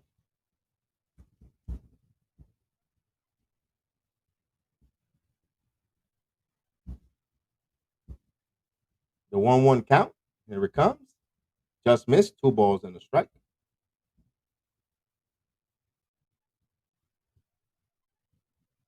The 2-1 count. Cortes at his 79th pitch.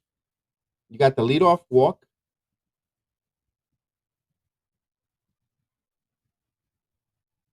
And here comes throw over to first to make sure he's back.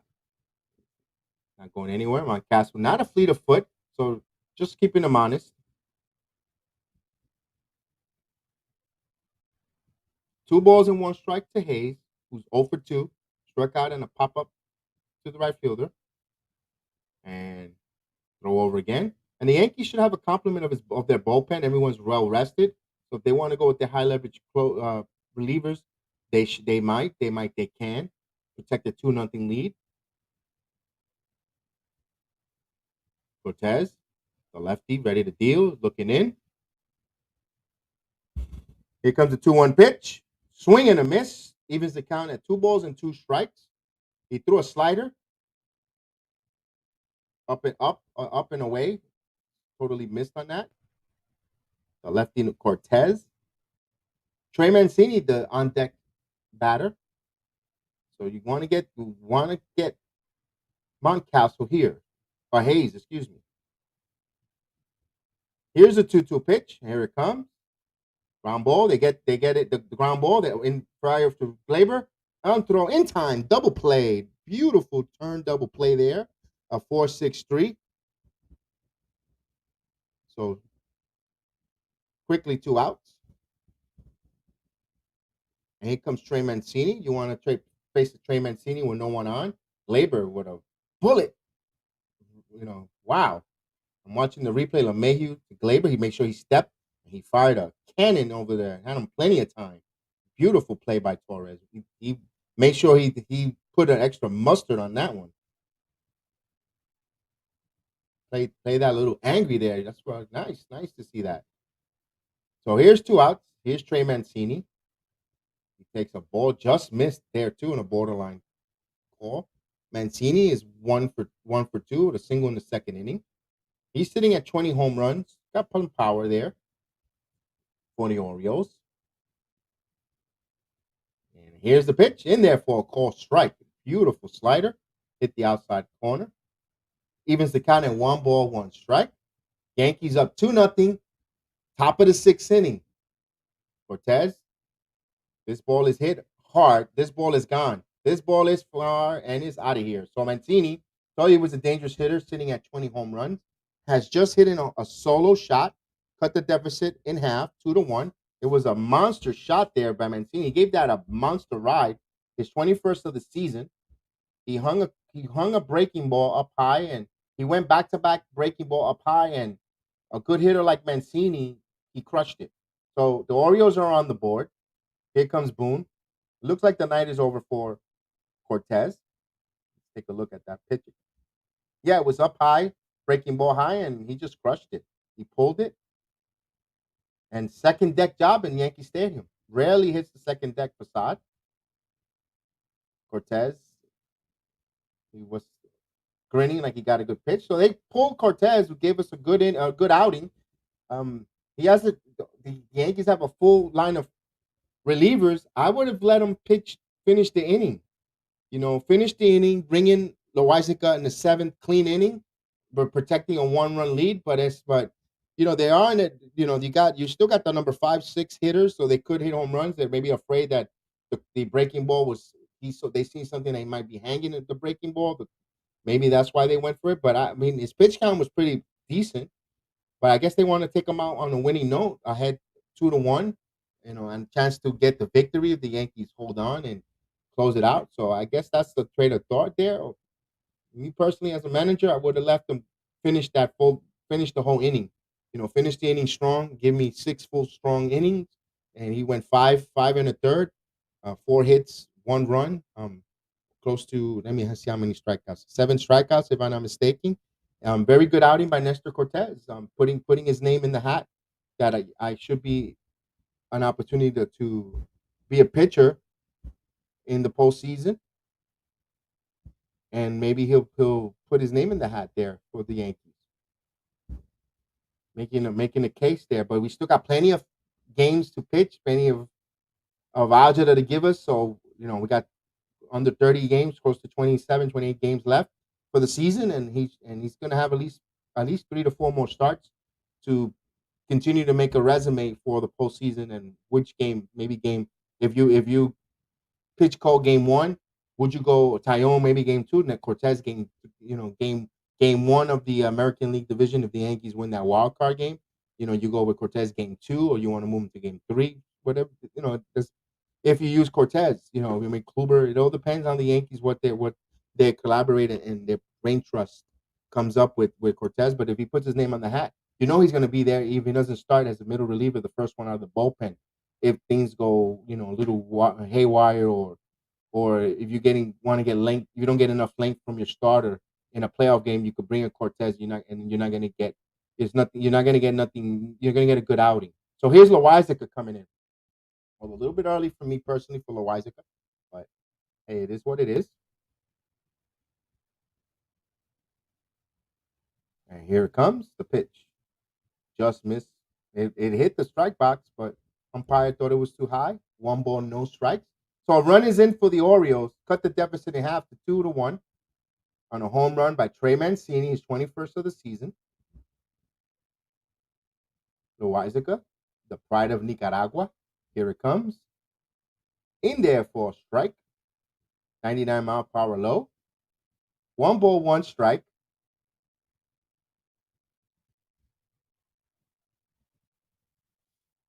So they're talking about Mariano's 96 season, and Loizica be similar reference to it. I've been saying that all season about that. I'm glad that the broadcasters brought that up there. 1 ball, 2 strikes. Like everyone worried about Chapman closing. I said, well, we had Wetland in 96. People were worried about him. We had the emergence of Mariano Rivera coming up. And you had 2 innings. You used to get 2 innings out of Mariano. And then that 9th inning was Wetland, and sometimes it was dicey, but he used to get the job done. Here's the 1-2 pitch, up high, 100 miles per hour fastball. 2 balls and 2 strikes, evens the count. The scoreboard at the end of the inning. I'll look around the league, see where we're at. Scoreboard watching. So 2 balls, 2 strikes counts. 2-1. A run is already home for the Orioles. For Loizica, the right-handed. About to deal. Foul out of play. So the count remains square at 2 balls and 2 strikes.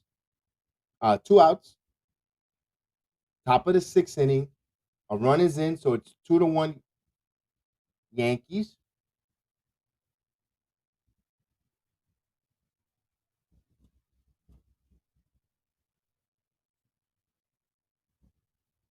And Loizica ready to deal the 2-2 pitch. And here it comes. Just got a piece of it to stay alive. Two balls and 2 strikes. He foul tipped it.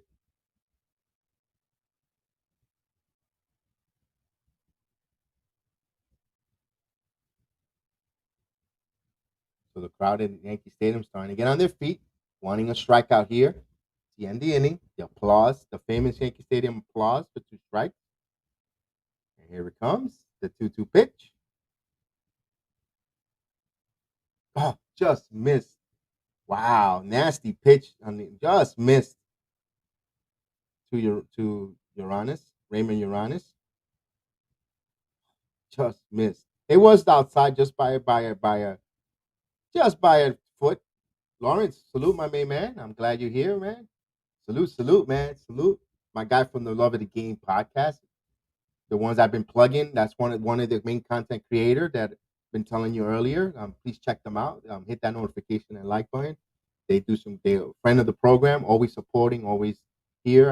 And I appreciate you guys, all of you and all of you guys. Definitely gotta make my way back over there to say hello and bless the program. So 3-2 count for Loizaga. And here's the pitch, foul out of play. So they're battling Loizaga tonight. It's a 3-2 count. A run is already in. They cut the deficit to 1, 2-1 Yankees. Raymond Uranus is battling a 3-2 count. Top of the 6th inning with 2 outs. Loizaga is in. They're the pride of Nicaragua. Always. And here's the 3-2 pitch. The crowd in Yankee Stadium getting on their feet, clapping. And here's the pitch.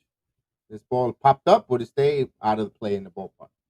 It's out in the stands. So we do it again. A 3-2 count. Santander is the batter on deck. Loizaga is trying to get out of this inning. His first batter.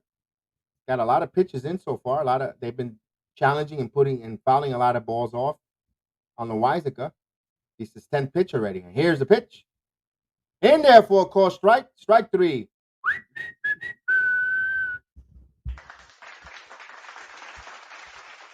So the Orioles get 1 run on 1 hit, leave no one on. They cut the deficit to 2-1. We go to the bottom of the 6th inning. The Yankees up 2-1. The Yankees are in the bullpen. We might be seeing the Orioles bullpen in there. There, the Orioles allow their pitcher to come out there situational. They had the bullpen going on. They had Green warming up for the Orioles. They have their own Green as well. And the Yankees bring up Aaron Judge, Giancarlo Stanton, Anthony Rizzo, and anyone gets on base is Luke Voigt. So they're getting their heart of the lineup coming up in the bottom of the 6th inning. We shall see. We shall see. We shall see.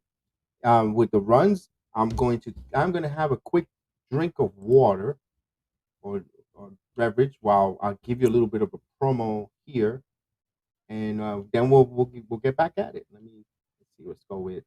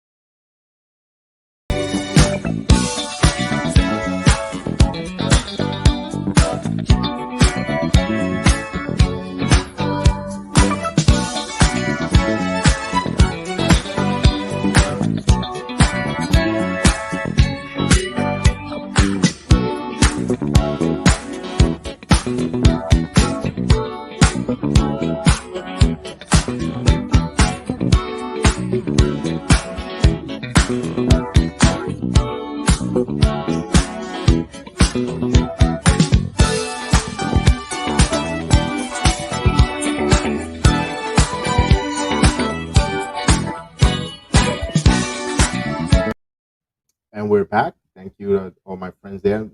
Promote there. And hopefully there's a service that you guys need in those areas. And here's Judge coming up. Connor Green will come in for the Orioles. 9 games, no record, 6 ERA in 12 innings, 3 balls, 3 walks to 13 strikeouts. He's given up a home run. Small sample size, right-hander. He faces the tough part of the lineup of the Yankees. Here's Judge 0 for 2, strikeout and a flyout. Judge sitting at 30 home runs. Here's the first pitch, up high, nowhere near it. So 1 ball, no strikes. Yankees up 2-1. Bottom of the 6th inning. First game in the Bronx of their homestand. on this beautiful Friday evening. Thank you for joining me and being part of the watch along. And here's the ball outside. 2 balls and no strikes. I appreciate everyone watching along up and down the North America and out in the Philippines, all my Philippine friends. Good morning, good Saturday morning. It's going to be almost 9 a.m. A ball through, so the count goes to 3 balls and no strike on Aaron Judge. And good morning to everyone in the Philippines and also in Australia. Good morning to Melbourne, Australia, the CT.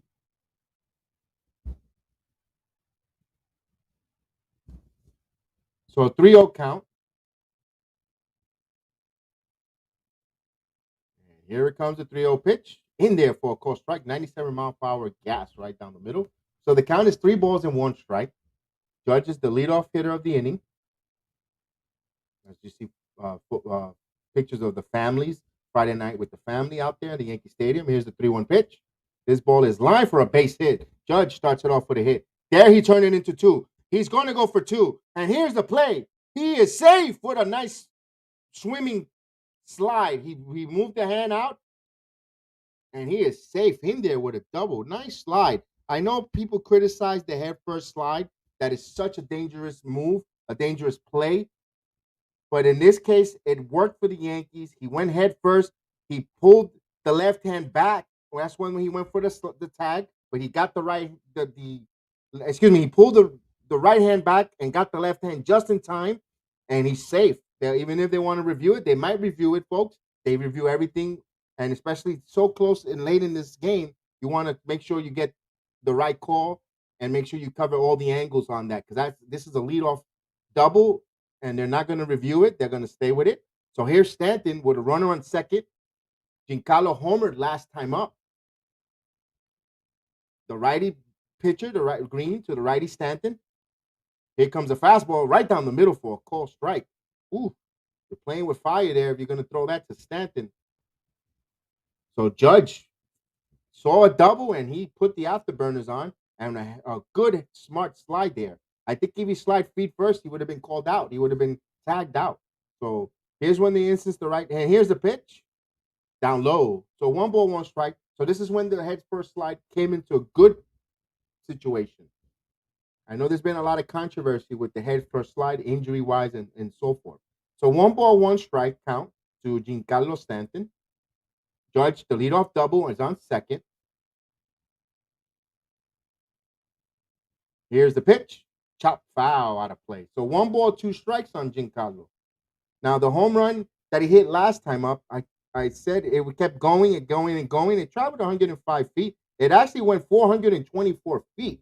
Wow. I thought it, it just fooled me. It just kept going and going and going. So here's the 1-2 pitch for Giancarlo Stanton. Here it comes. Low, good take there. So they evens the count of 2 balls and 2 strikes.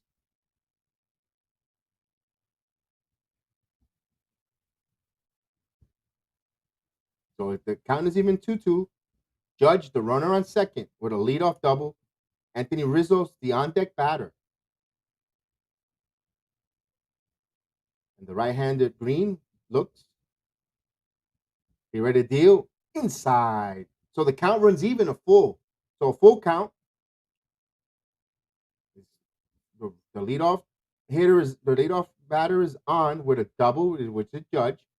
Now here's Stanton with a 3-2 count. So this is some good pressure pitch situation here. Here's the pitch. Here's the 3-2 pitch coming. And whoa, he missed that one. He popped it up. Just missed that one. Popped up really high and makes the catch by the shortstop. Not an easy play, but he got it in shallow left field for the first out. So Stanton pops up. So 1 out. Judge is still at first. It would have, it didn't have enough distance. You want to move guys run over. You got to move the guy over, but you still have 1 out. Here's Anthony Rizzo, who doubled last time up, 1 for 2. The lefty Rizzo against the right-handed Green. So this is a good matchup here. Very interesting. I think it should favor Rizzo, the veteran. Now they're going to talk it over, see how they're going to pitch, what pitching sequence they're going to pitch to Rizzo. It's an important part of the game here. with Rizzo, the left-handed batter.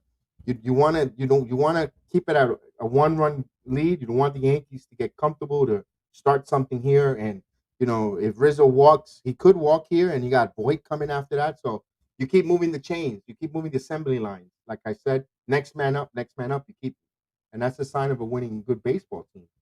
Not everybody's trying to play hero baseball. And here's Rizzo 1-for-2.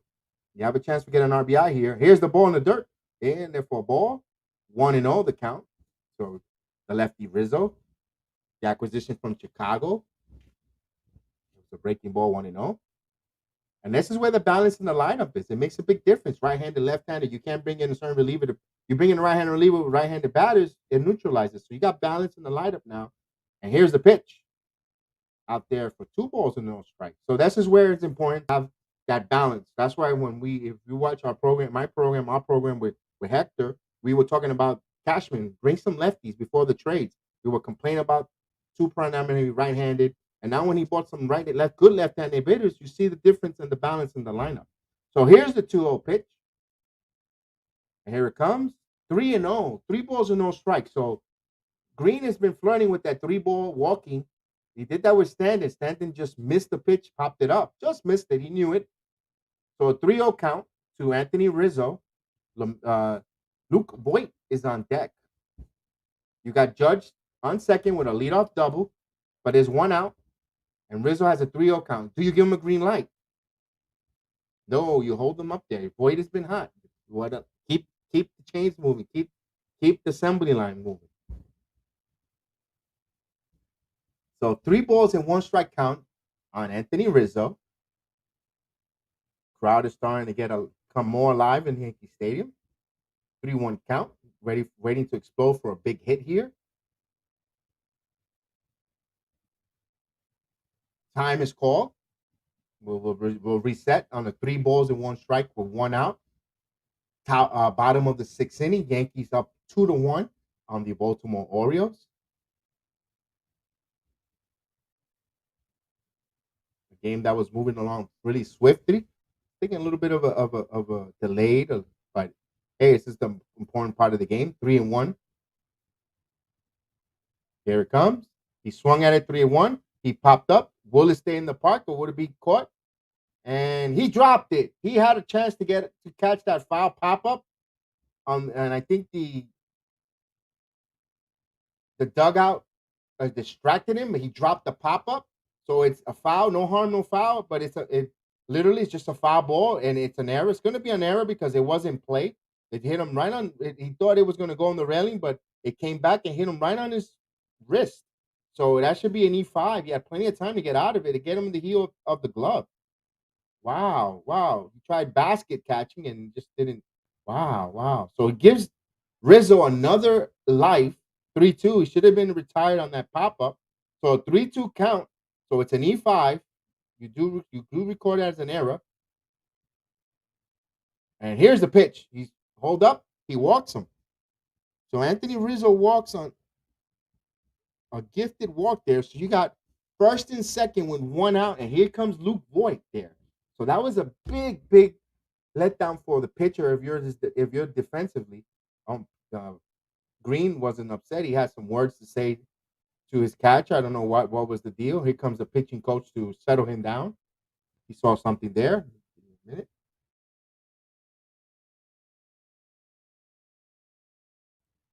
And Voit, there's a pitching while the pitching coach comes and talks to him. And let me quickly give you find the plug for my friend's program while they conference.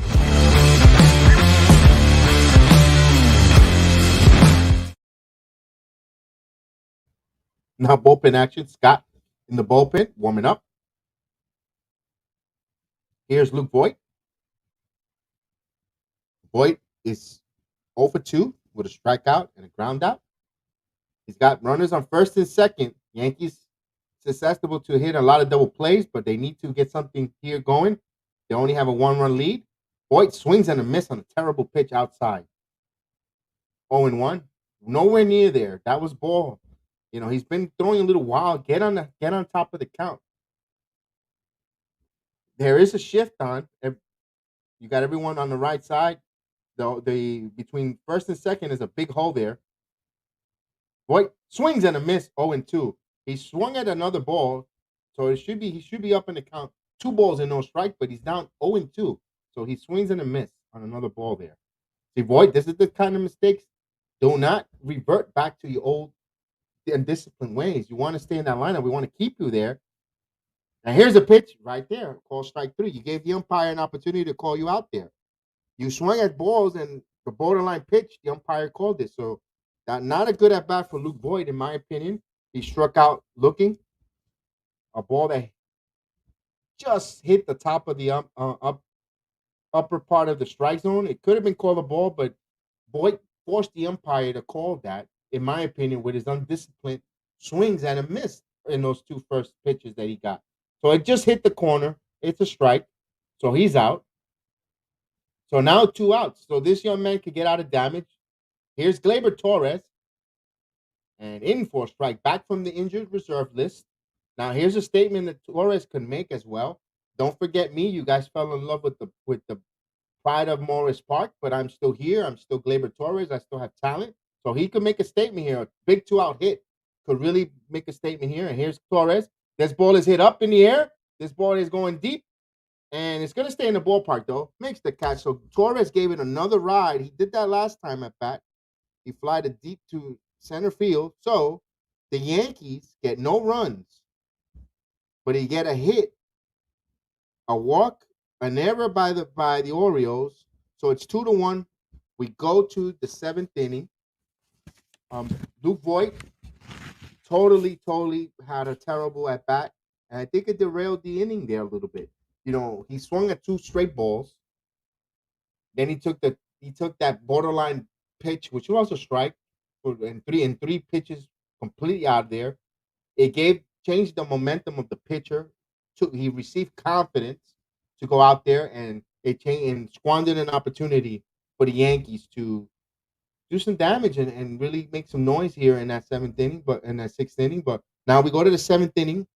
Let's see if the Yankees, if Loizaga comes back out for another inning, which I think he might. I don't see why not. You pitch him another inning, and hopefully you go back down to the bottom of the 7th and tack on some runs where you could use your lower echelons of relievers. You don't have to use your high stress relievers in a close game. You go on and you want to put a crooked number in the bottom of the 7th inning. We shall see. Let's go do a little scoreboard watching. Bottom of the 6th inning in Miami, Marlins are 4-3 over the Philadelphia Phillies. Just on top of the 2nd inning, Atlanta and Colorado 1-1. We'll go to Cincinnati. Detroit up 4-3 in Cincinnati. Cincinnati's leading is there in the wild card, second wild card. You got Oakland up 6-2 in Toronto. That's top of the 6th. And the Mets up holding a 2-0 lead, bottom of the 6th in Washington. The Tampa Bay Rays up 5-2 over the Minnesota Twins, bottom of the 7th. That's in Tampa in the Tropicana Field. And Van, what's going on, Van? Go Yankees. Good morning, 9 a.m. in the Philippines. Good morning. I hope you have your breakfast and I hope your Saturday morning is going wonderful. And I hope the rest of your Saturday is going to be beautiful as well. Thank you for joining me, Van. Yankees up 2-1 so far right now. And here's Anthony Santander. He's 1 for 2. Has a single. The switch hitter, Santander. Loizaga is in his 2nd inning of work. And Santander is the 6th, 7th, and 8th. Anyone on his 9th win. Loizaga, the pride of Nicaragua, ready to go. He has thrown 11 pitches. And here's the first pitch, ground ball into the shift. And there's plenty of time. Got him. So that's a good thing. He gets the records of 1 out with 1 pitch. You won't remember. I was just saying he had 11 pitches coming to that inning. That one batter ate up 11 pitches. So it's good to see he got that first out with 1 pitch. Here comes Matos. Jorge Matos, the shortstop. 0 for 2 strikeout and ground out. Loizaga, the right-hander, gets in his crotch, his new duck down position. He's ready to deal. He fires in there, 99-mile-per-hour sinker for a strike. So he jumps up ahead, 0-1 the count. Yankees up 2-1, top of the seventh inning. First game of the homestand in the Bronx. A beautiful 7-degree weather start time in the Bronx. So it must be coolish, around 65 degrees. Beautiful, comfortable night in the Bronx. And I hope you're having a wonderful evening in North America, wherever you're at. Thank you for joining me on the watch along, and also good Saturday morning to my friends out in the Philippines and Australia as well. I hope your Saturday morning is going beautiful, drinking your coffee, your tea, and your nourishments, your breakfast. And here's the pitch. Swing and a miss. 1 ball, 2 strikes. So Loizaga jumps 1-2. 2-1 the Yankees lead.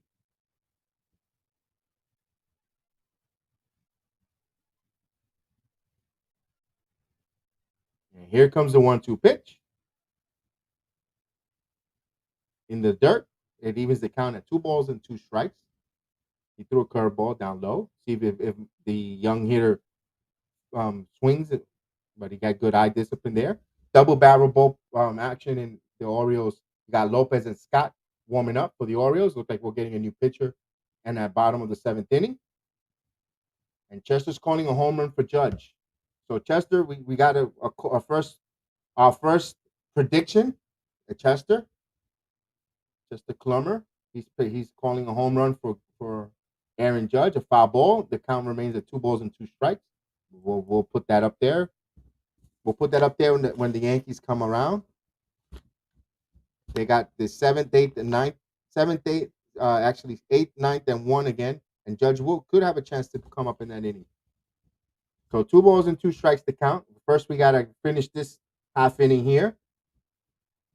And here's the 2-2 pitch. This ball is up in the air. This is dangerous. This ball is good. We are all tied, guys. And it's out of here. Wow. Wow. I didn't know Mateo had that power in there. So we are all even. A wall scraper, but and still a home run. His 4th home run of the year. So the game is tied at 2-2. Wow. You don't want to keep these pesky Orioles around or even have hope to try to steal a game here. So this is a concern right now. The game is all even at 2-2, but we're going to get into the bullpen. Loizaga is like surprised too. His 3rd home run allowed this season, the first one since May 7 against the Nationals. So that's a rare. You tip your cap up to the ball is traveling this evening in Yankee Stadium. There's probably a warm jet stream. We saw Stanton's home run just kept going and going. It didn't look like a home run, and Mato's home run looked like a pop up and just kept going and just went over the wall. So we're all even at 2 apiece. No, I think I don't know. I don't know if he is a former Yankee. I know he was together with Sanchez coming up, and here's a ground ball to second to the retire. So Jones is retired, 4-3. So 2 outs. Here's Wynn. He just put the bat on the ball. He just beat up his bat. He just beat up his bat and got good ball on a good pitch there. He didn't really crush it. He just sped up his back. It must have been a curve breaking ball that just caught it, and the ball just traveled well. Yeah, pretty good. Couple rows back.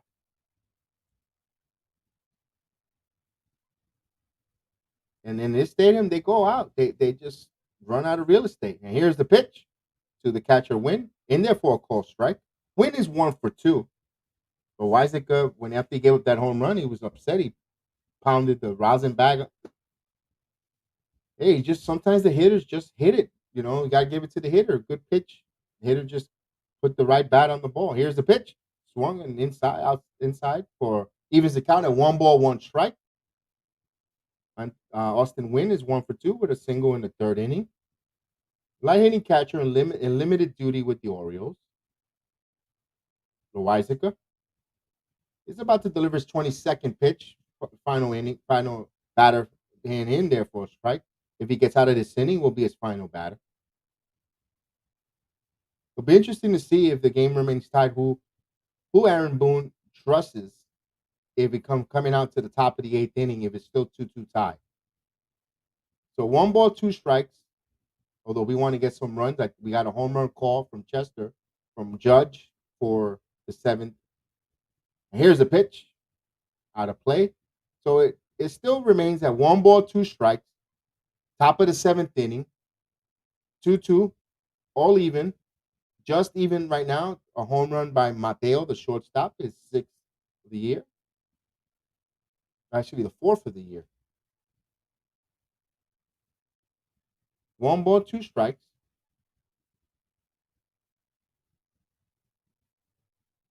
This ball is up in the air. Let's just stay in the park. Judge is camping under it. He makes the catch. So side is retired. However, you got 1 run on 1 hit, the home run. And it's all even at 2 apiece.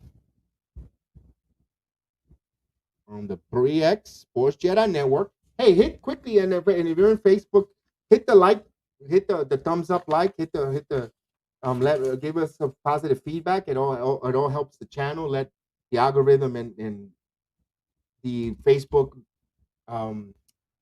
algorithm know that you're watching, and thumbs up, and we get more people in here. And thank you that we're always having a lot of folks watching. You guys overwhelm me with a lot of views, and I appreciate it. And I thank you. I just want to keep growing, and it's because it's a fan from a fan who loves the Yankees. I just want to watch along with you with a bunch of friends and call these game balls and strikes and have fun. And this is what it's all about. And I thank you guys. And hit that like and subscribe on YouTube as well. And also give them that feedback and let us know. Whenever I do the watch along, you get the notification and you'll be here. And right now it's the 7th inning stretch as they sing God Bless America. I also want to say thank you to all the servicemen and women in the United States Armed Forces that it's Labor Day weekend here in the United States of America. Monday is our observation, and we want to thank you all, men and women that protect the stars and stripes. And I appreciate you guys giving us your service and serving the country, and for the freedoms that we have here in this country, to be able to freedom of speech and on all the benefits that we have here. And I appreciate every one of you servicemen and women that served before and after and future servicemen and women. We thank you. Thank you for putting on that shield, putting on that uniform, and protecting the flag. And we appreciate you guys. So salute to all you veterans, all you current service members, and thank you so much. So we're going to the bottom of the 7th inning. You got Rudneff Odor, Gary Sanchez, and DJ LeMahieu coming up. So we got the bottom of the order, but this bottom of the order has been pesky. Rudneff Odor, he could get one out of the ballpark. You got Sanchez, who's also a threat. So the Yankees is going to get more Baltimore bullpen. So we know the Baltimore bullpen isn't so great. So we're gonna see what they do here. They have an opportunity here. They could be, they're their own. The game is really in their balance. They need to come up big here. Let's go a little scoreboard watching around and see anything insignificant. The Oakland Athletics extended their lead now to 8-2 in Toronto. The bottom of the 7th inning, the Boston Red Sox are 5-3 on the Cleveland Indians. Boston has runner on second with 2 outs currently.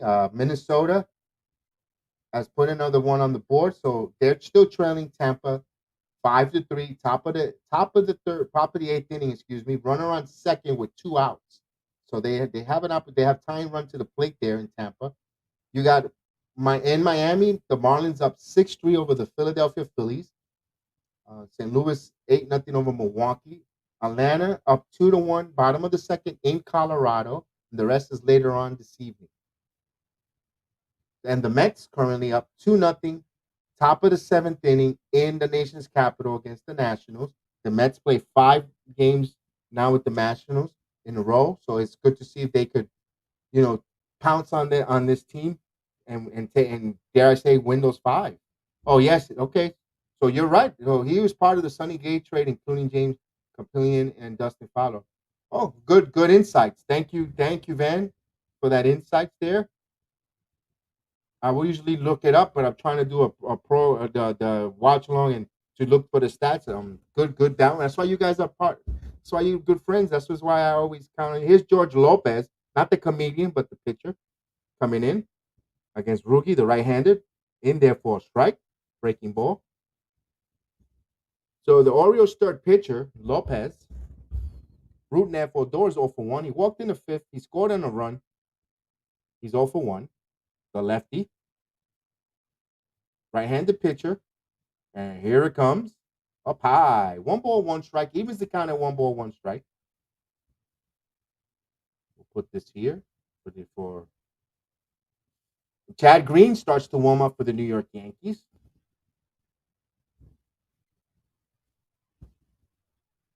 So 1 ball, 1 strike count. Bottom of the 7th inning. All even at 2 apiece. Lopez ready to deal.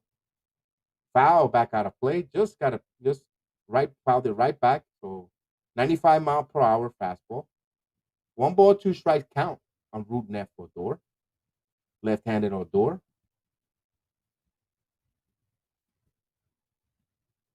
Trying to keep his bat consistent, knowing that the rosters are in postseason implication. He wants to make sure he secures a spot there. Here's the 1-2 pitch to Rugi. Outside. So the count is even at 2 balls and 2 strikes.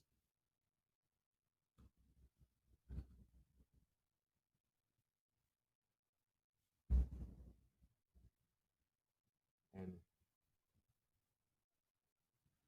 all even there. Lopez has had a 1.42 ERA in the last 5 appearances, so he's been pretty good. And here's the pitch. Swing and a miss, struck him out. Impressive breaking ball. So Odor strikes out swinging for the first out. And here's Gary Sanchez. Oh, man, just a nice, nasty pitch there. Rugi just missed it completely. Here's Sanchez, 1 for 2. Sanchez had a single in the 5th inning. Was very important, moving the runner over to third and scored late on the Mayhew sacrifice fly. So here comes the pitch. Just missed outside, 1-0.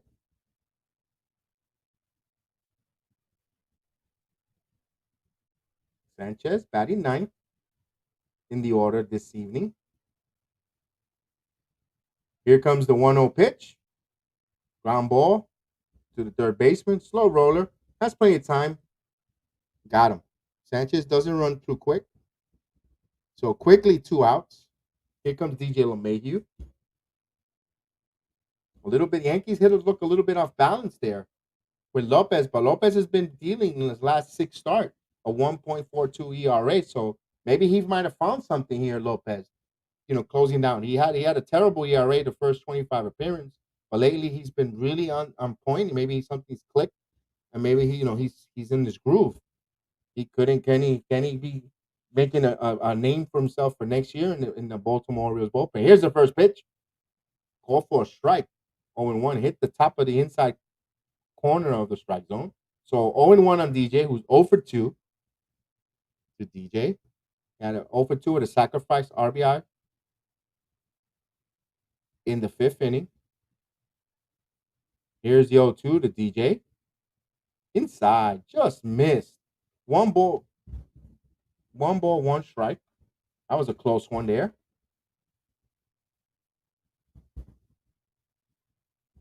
So we're all even at 2-2.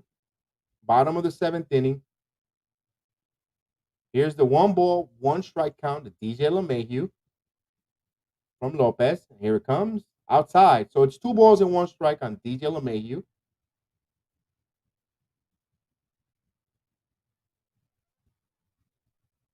Gallo, the runner, on deck. Here comes the 2 ball, 1 strike count on DJ LeMahieu. Slow chopper in front of the plate. The catcher pounces, he fields, and fires in time. So no runs, no hits, no errors. We're all even at 2 going to the top of the 8th inning now. So the Yankees didn't do much in the 7th inning, although the reliever has been pitching well in his last few appearances, a 1.42 ERA. So he, dare the Orioles bring him out for another inning. It was a pretty smooth, quick inning.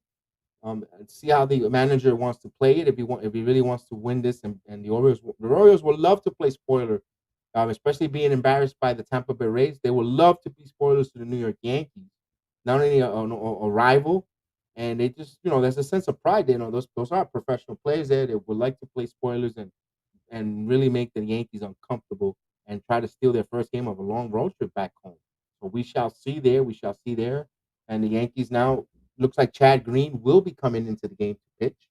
And let me keep a line. Let me look at the scores to make sure that nothing's really changed. Just the Marlins extended their lead to 8-3 over the Philadelphia Phillies, bottom of the sixth inning.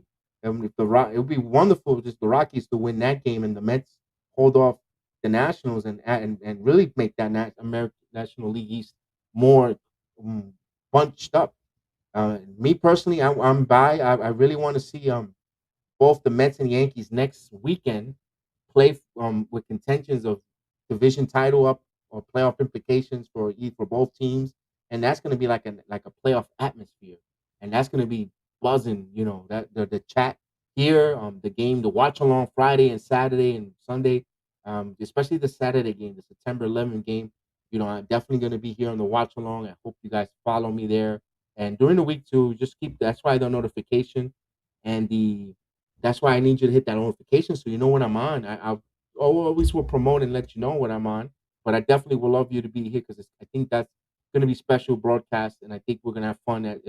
We'll definitely have the panel full of guests, and I opened up the panel for you guys here in the Philippines want to come on and say hello and be part of the program as well as a panel and the watch along in September 11th game. I definitely will love that and say hello on camera or even if you mute, even if you block your camera, or you just want to say hello on the program, definitely the September 11th game will be a big part of it.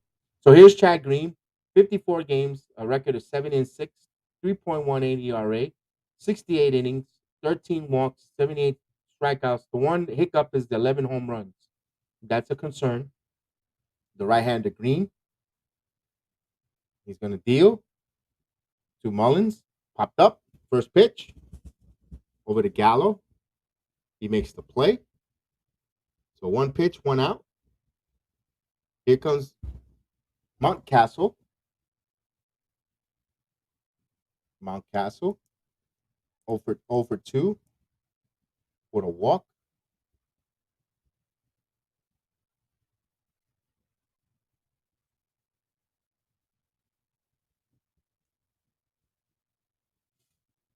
He walked in the sixth inning.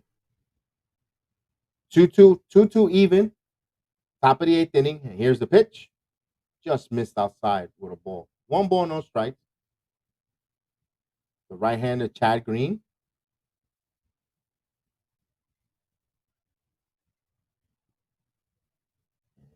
The 1-0 pitch.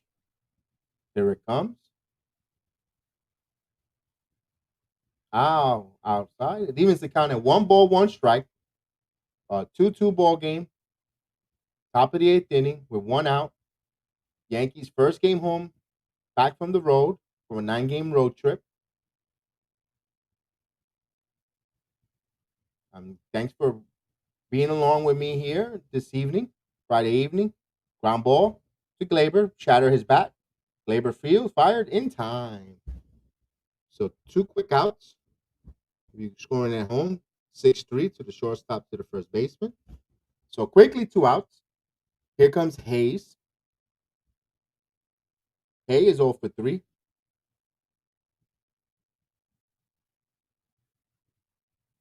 This is what you want to see. You want to see Green getting quick outs, being efficient.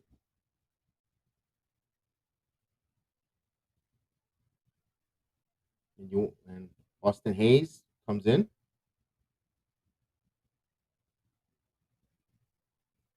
And here comes the pitch. Swing and a miss. Completely fooled him on the curveball. 0-1 the count. So Chad Green trying to be economical and trying to finish this inning really quickly. It'll be a plus if he could get him under the pitch under 10 pitches and get him out and finish this inning. This ball's popped up to right field. It's a tough play. Stanton, foul out of play. Just ran out. Just hit the foul. 0-2. So Green is a 6 pitch. Can he retire the side under 10? And if he does, I'll tell you why it's an important reason why he gets out of the 6 under 10 pitches. For two reasons, actually.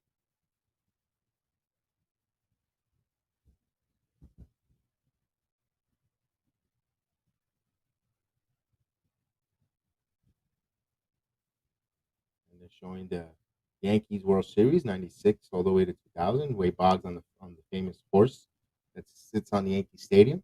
So 0-2 pitch. And here it comes. Just missed outside. So 1 ball, 2 strike count. All even at 2. 2 outs.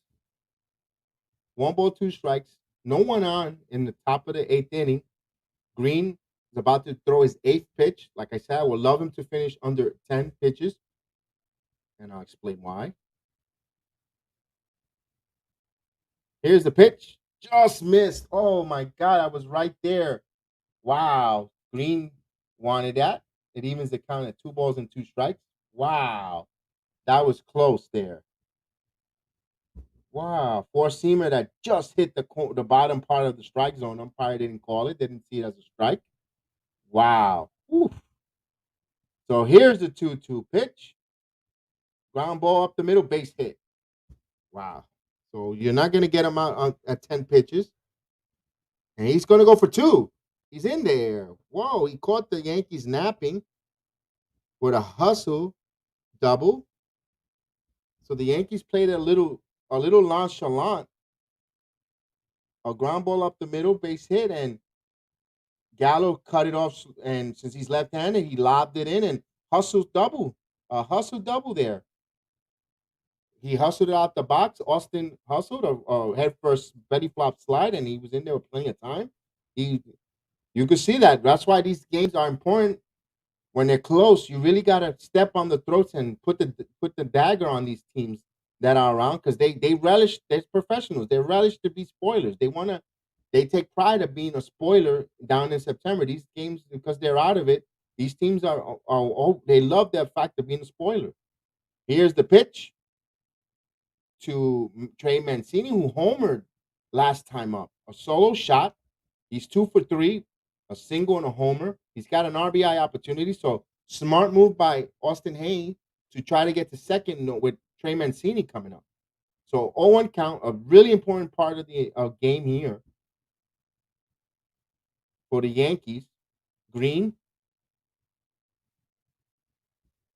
outside, he misses 2-0. So Green is a little wild after having pinpoint control, getting the quick outs, and had an opportunity to stay under 10 pitches to get out of the inning. So now what happens now, you extended the game with him. That Orioles extended his pitching, and maybe you might not see him tomorrow. That's why I was hoping he'll stay. He's 11 pitches right now, so he could still get out on the 12.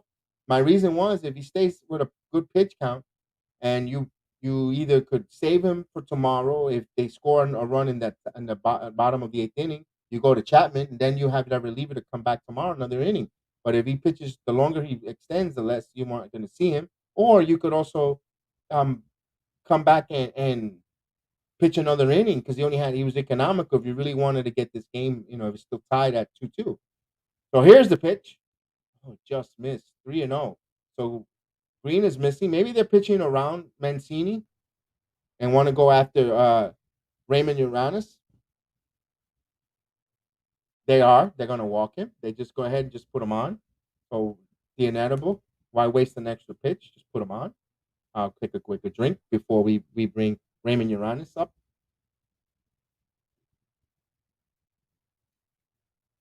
Pitching coach Matt Blake comes to the mound to talk to see how they're going to go after Raymond Uranes. So first and second with 2 outs there. After getting 2 quick outs in under 6 pitches, it's still good pitch count at 12. You're still at 12, but you have traffic on the base pads. So now they're going over, make sure everything is done, according to their scouting reports and analytics. And let's look around and quick. The Mets still have a 2-0 lead. Bottom of the 7th inning. Lugo's on in relief. You got the you got the Minnesota Twins still down 5-3, top of the ninth. They have a runner on. The tying run at bat. Marlins all over Philadelphia, 10-3 now. 10-3. Still 2-1 in Colorado between the Braves and the Rockies. The Red Sox now they've all blown it open. They're up 8-3 against Cleveland. That's in the bottom of the seventh. And here's the pitch from Green. Foul out of play. The runner was going. Double steal, delay double steal, but 0-1 the count. Now, why would you do that and run yourself out of an inning? That made no sense there. 0-2 count. You still got 2 outs. Why would you run? It made no sense there. 0-1 count. I mean, Hayes, you gotta sacrifice. You gotta hustle double, but relax there. So 0-1 count. Here's the pitch in there for a call strike. Quickly 0-2 the count. So the Yankee Stadium crowd should be coming alive, urging on Green for that final strike and end this threat. The fans stand on their feet with their applause, urging Green to get this final strikeout. Green about to deliver his 15th pitch of the game. Here's the pitch, swing and a check. No, he held. He said 1 ball, 2 strikes. Uranus held up 1 ball, 2 strikes. Let's see the replay on that. Yeah, he held. I can see that 1 ball, 2 strikes. Good hold. It was borderline. It could have went either way there. I seen worse called strikes. So 0-2 count. The stadium is on his feet, urging Green to get this strikeout. The right-hander deals the 1-2 pitch inside, evens the count at 2 balls and 2 strikes. The drama, the suspense starts to build because now you're putting Green in a high leverage situation to throw some high leverage pitches to try to get out of this inning with runners on. The go-ahead run is on second there. Here's the 2 balls and 2 strike count. Right-handed batter, right-handed reliever, Green. And here's a pitch. He swung and a miss. He struck him out. So you got 1 hit, 2 with a walk, 2 runners left on. It's still even after eight and a half innings, 7.5 innings of play, and the Yankees got now the Joey Gallo, Aaron Judge, Giancarlo Stanton, Rizzo, Voit. So they got that down. Now there's a chance for them to get the lead ahead. It'll be interesting if they come back with George Lopez again.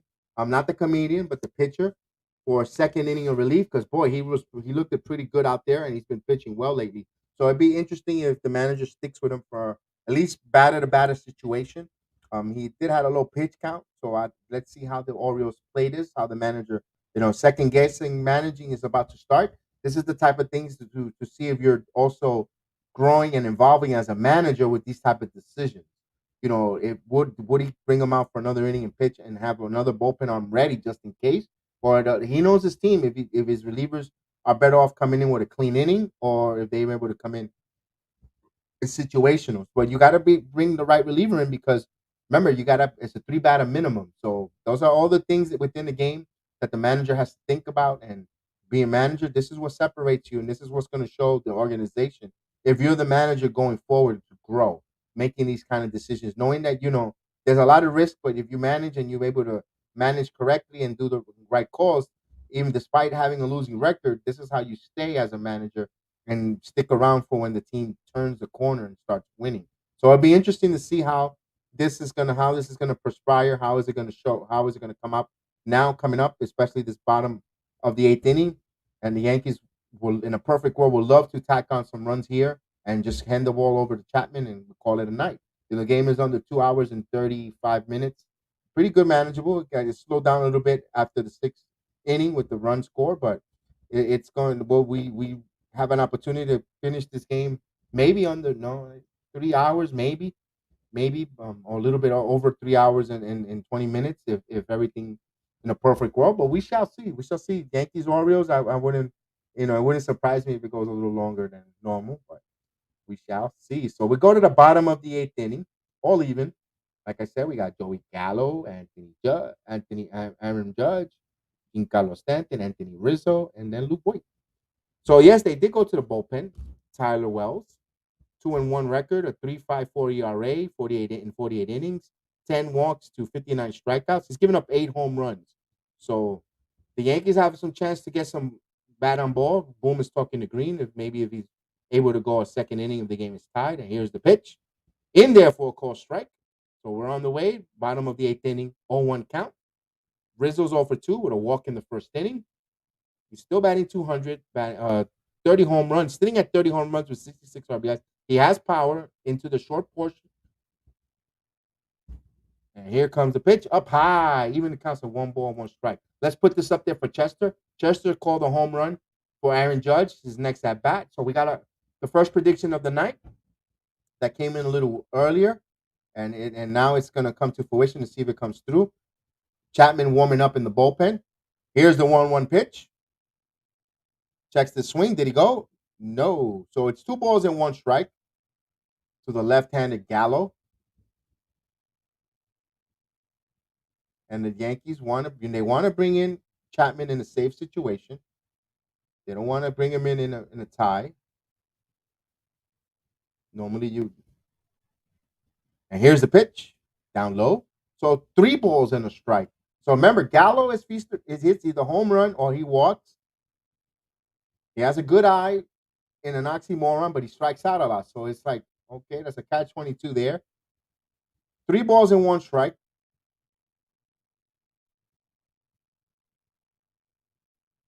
And here comes the 3-2. Just hit the outside corner. So it count runs full to 3 balls and 2 strikes. Gallo, the leadoff hitter in this inning, wants to get on and start something. With Judge coming up. A 3-2 count to Gallo. Left-handed batter, right-handed reliever. And here it comes. In there for a strike. Did he go? Yes, he did. So he struck out. Man, swing that bat, guy. You just can't be there like a policeman. Oh, terrible. Man. They say he swung at it. The umpire called that he swung at it, but he didn't swing. It wasn't even an attempt. He didn't even. Yeah, he did. He did, guys. Sorry about that. He did. Sometimes you got to take off your homer lenses and look at it objectively. He did swing. So Gallo struck out, swinging. Here's Aaron Judge. Judge sitting at his 30th home run. Swing and a miss. 0-1 the count. Guys got to put good at bats. The home run will come. So just put good at bats. Bat to ball. Don't stop swinging. Trying to swing for the fences. Just get the bat on the ball and good things come. Here's the 0-1 pitch.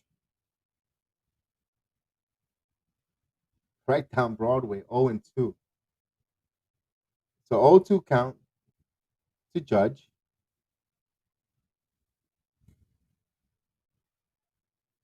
So the pitcher's sitting in the driver's seat here with a 0-2 pitch.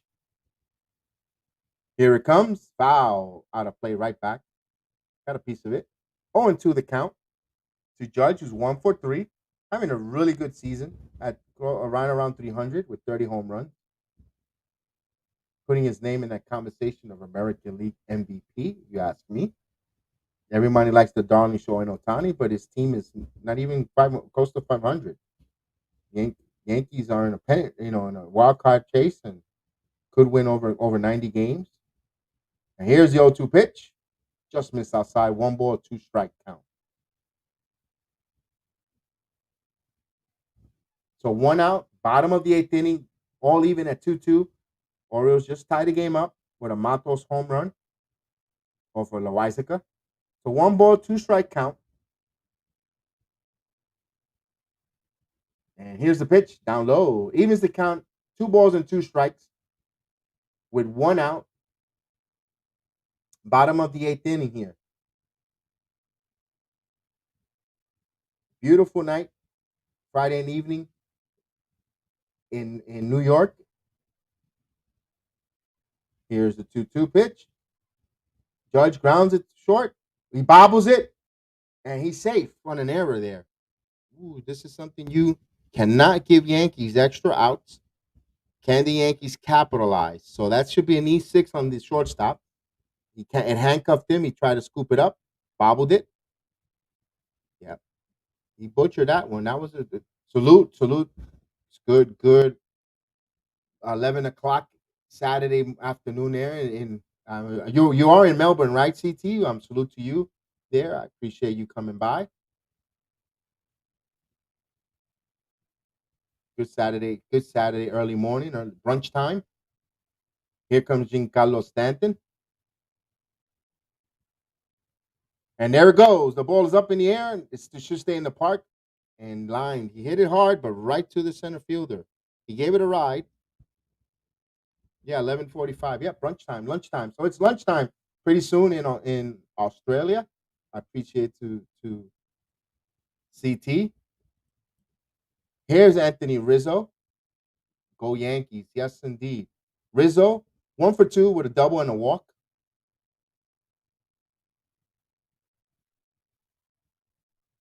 Boy, it would be great to Rizzo hit a 2-run shot here in Yankee Stadium. He's been really good. The Yankees fans loved him so far, but that signature home run will be wonderful to get from Rizzo here. And the first pitch in there for a ball. 1 ball, no strike. The left-handed Rizzo take advantage of that short Porsche in Yankee Stadium. 1-0 count. The game is even at 2-2. The count is 1 ball, no strikes. Got runner on first. Here's the pitch. Ball. 2 balls and no strikes. Aaron Judge, the runner on first, reach on an error from the shortstop. Anthony Rizzo, the batter, he has a 2-0 count. A good pitch here to get something to pull to the short Porsche. We shall see what the drama starts to build here. Here's the 2-0 pitch. Hammered foul. He was ready to put it. He had his hitting shoes on. 2 balls and 1 strike to count. Judge the runner on first with 2 outs. I would hold Judge. I was going to say, do you send Judge to try to get him in scoring position with Rizzo, who can hit the ball, get those base hits? I would hold him and let him take advantage of the hole between first and second. You keep moving the line, the assembly line to the next hitter with Voit, so forth. But we shall see. It's 2-1 count. Look for Rizzo to still get something to smash here and pull down the short porch to right field. Here's the 2-1 pitch. Up high, 3-1. I was 3-1 count. I will still give Rizzo the green light to swing away. He has discretion to see if he wants to pull something, anything nice that he wants to pull it in the short porch. Why not? Or if not, if he's comfortable with Voit and allow Voit to come up at bat. Voit has been struck out twice.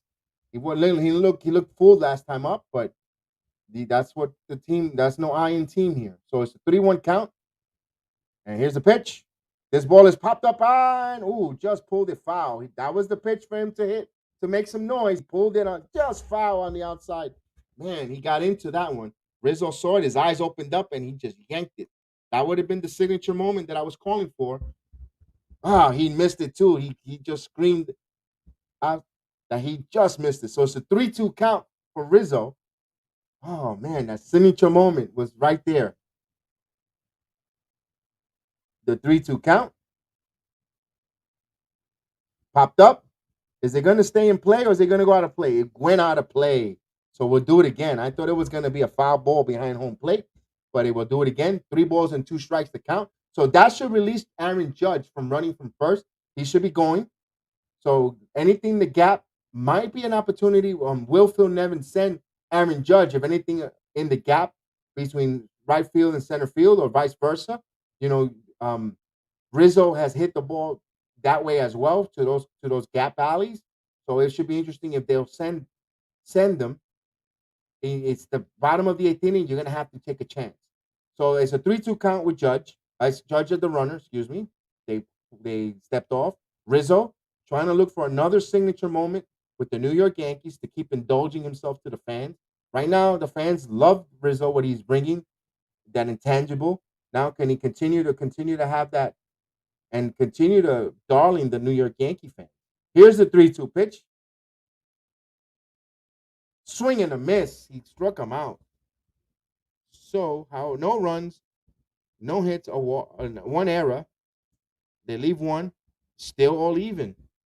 We'll go to the top of the ninth inning, all even. So the Yankees are in a nail biter here with the Orioles. First game, Yankees has had opportunities to try to now get this game in bag and just timely hitting. And it's just right now the Orioles are trying to play spoilers. They're hungry. They you don't want to keep these teams around with these games because they gives them a little bit of jolt of life, another level, and they're professionals as well. So they're trying to play the game of spoilers. And top of the ninth inning goes as follows. You got, if I'm not mistaken, or no, Mancini's walked. You got Santerre, Mateo, and Jones. Yeah, I forgot to record it on my scorecard. So we shall see. The Yankees all even. Um, they get out. Can they win this in the bottom of the ninth inning and not go into the extra innings with the ghost runners? We shall see. We shall see. Right now, bottom of the eighth inning, Mets still up 2-0 over the Nationals. Nationals is. Then you got big surprise out of Toronto. Bottom of the eighth inning, we're all even at 8 apiece between the Blue Jays and the Oakland Athletics. Athletics were up 8-3 on that game. Toronto has come back to tie with 5 runs, and we're all even. Bottom of the eighth inning there, all even at 8 apiece. Top of the eighth inning, no comeback here. The Indians are down 8-3 to the Boston Red Sox. Top of the eighth inning, you got Detroit all over Cincinnati 10-3. The Marlins all over Philadelphia with the same identical score. Top of the eighth inning, 10-3. St. Louis up 8-0 over Minnesota. Milwaukee, excuse me. And it looks like it's a final because I don't see it on my scoreboard. It looks like Tampa has beaten the Twins. And here's Aroldis Chapman. It's 48 games, a record of 5-3. He's 25 out of 29 to save opportunities. Not a save here. He's a 3.68 ERA with 44 innings. He's got 31 walks to 73 strikeouts. He's given up 7 home runs, uncharacteristic. But he's here pitching in a tie game, trying to keep it tie. You bring your closer in a tie game and you try to win it in the ninth. And here's Anthony Santander. Santander's 1-for-3. The lefty, the Cuban missile, Aroldis Chapman. Here's the pitch. He misses with a ball outside, 96-mile-per-hour four-seamer. So 1-0. Yes, he is. Kemba Walker from the basketball New York Knicks is at the game, enjoying the festivities there. 1-0, the Bronx native. And here's the 1-0 pitch. Here it comes. Popped up, foul, out of play. So it evens the count at 1 ball, 1 strike. We're all even at 2 apiece. Top of the ninth inning.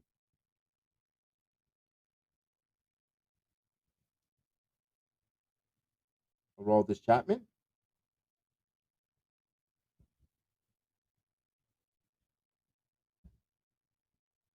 Ready to deal the 1-1 pitch. And here it comes.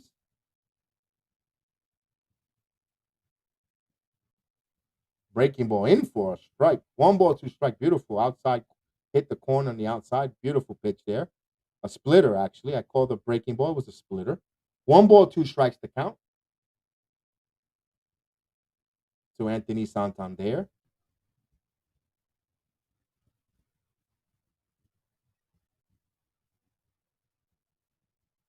Here comes the 1-2 pitch.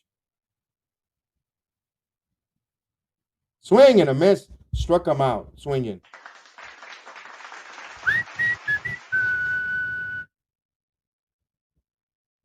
So he gets the first out on a strikeout. with a splitter. Got a nice splitter in there. Totally fooled Santander. Here comes Matos, who homered last time up. Totally fooled him. If he's going to add that arsenal to his fastball, that's going to be dangerous. And good block from Sanchez. Caught it there and tagged him out on the tag there, on the strikeout out tag out. Here's Matos. Bounce the ball in there for a ball. Matos got his 4th home run of the season last time up, and that's why we're even at 2 apiece here. The left-handed Cuban missile, Aroldis Chapman, ready to deal the 1-0 pitch. Here it comes. Down low, 2-0. You got to go after him. You can't start walking batters on, putting runners on, and extending their lineup. You want to get this 1, 2, 3 and get back into the bottom of the 9th inning. So here's Chapman with a 2-0 pitch. Not even close. So 3-0. This is the thing. This is the good, the bad, and the ugly with Chapman. He gets that nice strikeout. He looks good, and then all of a sudden he throws a bunch of balls and start becoming his worst own nightmare. So 2 balls and 2 strikes, 3-0 count here to Matos, and in there for a strike, 99-mile-per-hour fastball for seamer. So it's 3 balls and 1 strike. He got the strike over. We're in the 9th inning, top of the 9th inning, all even at 2 apiece. Tampa has already won. Boston is winning. Right now, Oakland and Toronto's all even. Here's the pitch. Not even close. Walked him. Slipped out of his hands. Ball. So a 1-out walk here. You're putting a fast runner on with the slow delivery of Chapman. Or the recipe of not something that makes a little bit uncomfortable. Now your defense, Rizzo has to hold the runner on, and now you have that vacancy between first and second as well. All the things, career steal numbers from Mateo is 10 stolen bases out of 12 attempts. So that's a good. And here's a pinch hitter. Kelvin Gutierrez comes in for Jones. Throw over. So we got our first pinch hitter of the night. Right-handed. Jones was 0 for 3 with 2 strikeouts and a ground out. So they want to change Gutierrez in here to see. They're keeping an eye on the runner on first. We shall see if he will run. Look for that to try to run. Chapman is paying attention to him again, making sure he gets back. He took a pretty nice lead there, so Chapman was a little concerned there. Chapman does not have a good delivery to home. And he made it closer than we thought it was, but he's safe. He got back just in time. It was pretty close, but he got back. And Gutierrez is the batter. Ready to see his first pitch from Chapman. But Chapman, again, concerned with Mateo. Mateo's getting comfortable there, trying to extend a little more the lead. Obviously, he's getting into the head of Chapman there with the speed. That's what speed does. It could slow the game a little bit, but it also is an important element to the game. So here's the first pitch, finally. And here's the pitch in there for a strike. Mateo faked to go, started to go and stop. So it's 0-1. Sanchez does have an arm behind the plate. He could gun guys out. And especially Chapman throws the ball a fastball, and where Sanchez can handle, pop up and catch. There's a recipe of getting him out there. So we shall see. 0-1 pitch coming. Throw over back to first, making sure he's back there, make it close, making sure that he stay there. He's obviously there's a real big concern with the runner there. 0-1 count. We're all even at 2. Top of the 9th inning with 1 out. Mateos is walked. He's on first. Chapman ready to deal. He's looking. Here comes a pitch. Breaking slider in there for a strike. 0-2. So he quickly up 0-2 on the count to the pinch hitter Gutierrez. All even at 0-2 count.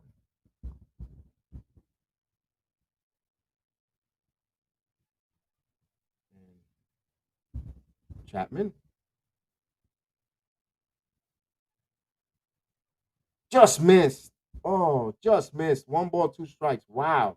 Fooled the umpire. Sanchez dropped it. 100 mile per hour. It looked like a strike. I would like to see that on the box. Wow. Just missed that one.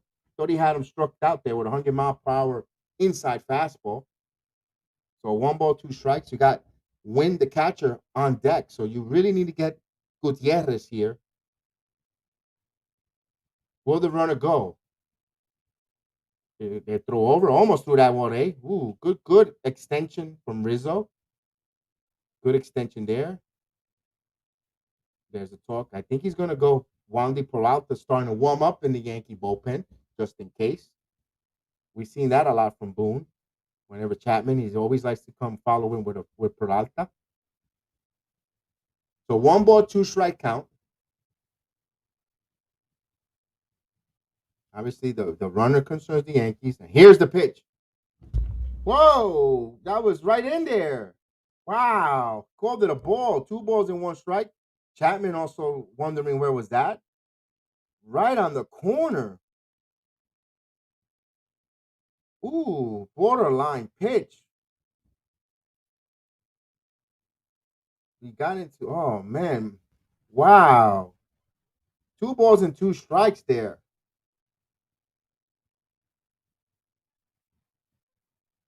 And here's the pitch. Struck him out swinging. 2 outs. So he got him with the splitter, nasty splitter. Both strikeouts been on that nasty splitter by Chapman. Hopefully his finger's starting to get better so he can start perfecting that splitter coming now to October, adding something to his repertoire here. Nasty pitch, very nasty. Good block by Gary Sanchez there. So 2 outs here. You bring Austin Wynns here, who had a single. He's 1 for 3. Light hitting catcher in limited spot. First time probably chased batting against Chapman. So there isn't really a scouting report there. So it could be advantage pitcher here. Here's the pitch. In there for a call strike. Now, would Matos run here? Mateos, when he run here due to the fact you want to get into scoring position on a single and try to score, try to steal a run for the Yankees. And if he's has so much speed and has been dancing up and down there, I wouldn't see the Orioles. You're not going anywhere. Take a chance. Gamble. The throw over the first. Almost threw it away. He bounced it. So obviously the Yankees are concerned with Mateo's speed, excuse me. So we shall see if he runs. If he's got so much attention of the New York Yankees, why don't you just put the pressure on and run? I understand you got that huge hole open between first and second, but a single will give you the lead. If I'm the Baltimore Orioles, you already have a losing record. You're not going anywhere. You gotta push the narrative. You want to play spoiler, you run here. Here's the 0-1 pitch coming. And he starts and goes, and Sanchez throws over the first. In save. Just got back. Sanchez with a quick throw a la Belino Santiago from his knees. He just got back. They want to see, they're going to probably instant replay, but Sanchez throws. Ooh, close play. I mean, any better replay? No, he's safe. He is safe. He's in there. He's safe. Just got back, too. Rizzo tried to throw that quick slap tag and just got there with a finger, just by a finger. Very close play there. Yeah, and I don't know why Mateo stops and goes. Just go. You were halfway there. You got you were halfway. More than a quarter away, and you stopped. Might as well keep going. You probably would have had the bag stolen. So here's the 1-1 pitch. Will Mateos go?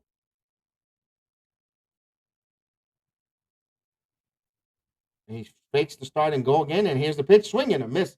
So the young kid is a little hesitant to steal the base. 1 ball, 2 strike.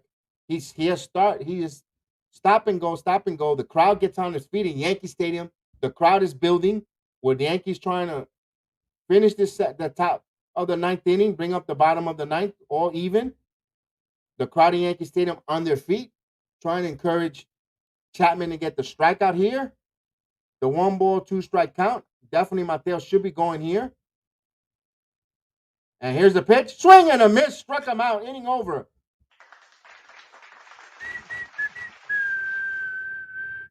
So they get him.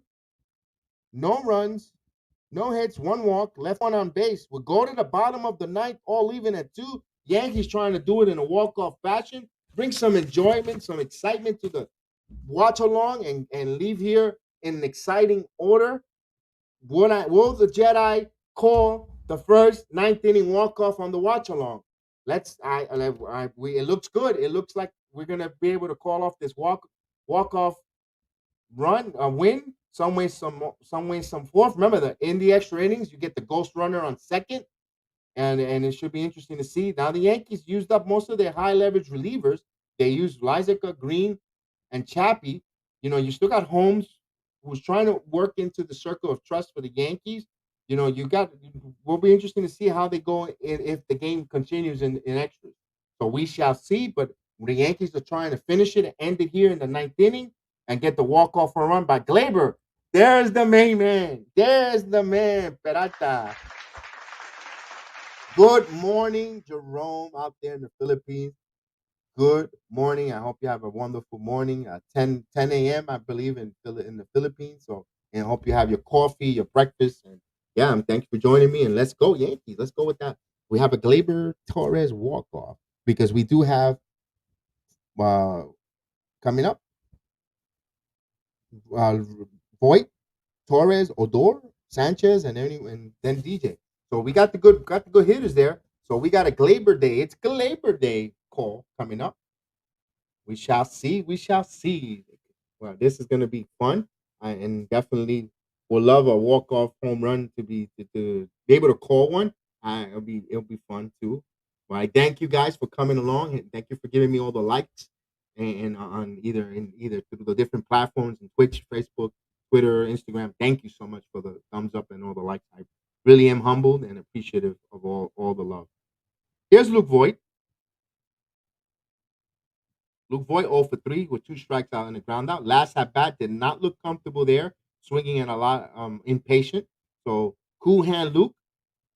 He needs to trust the force here and get on.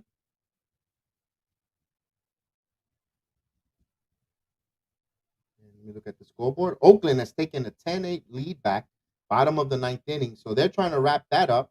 So Oakland, after surrendering and having the game tie, here's a ball outside. Oakland is now up 10-8 over Toronto Blue Jays. So they're looking to win that game, come back in stunning fashion. Indians adding another run, but they're still trending 8-4, bottom of the eighth inning in Boston. Tampa Bay has already won. Here's the pitch. 2 balls and no strike to count on Luke Voigt. It'll be interesting if Voigt reaches if they will go to a pinch runner.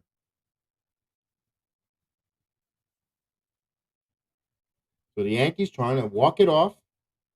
Here's a 2-0 pitch. Coming. Swing and a miss. He challenged him with a high fastball. So 2 balls and 1 strike. Voigt trying to put a charge in there and send everybody home on a Friday night with a smile. The big country boy, the Missouri country boy. So here's the 2 ball, 1 strike count to Luke Voigt. Inside, foul it back. So the count evens at 2 balls and 2 strikes to Luke Voigt.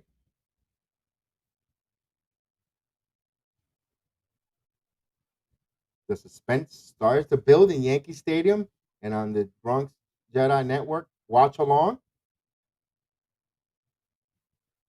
Here's the 2-2 pitch. Foul out of play. So we'll still do it again at 2 balls and 2 strikes on a slider.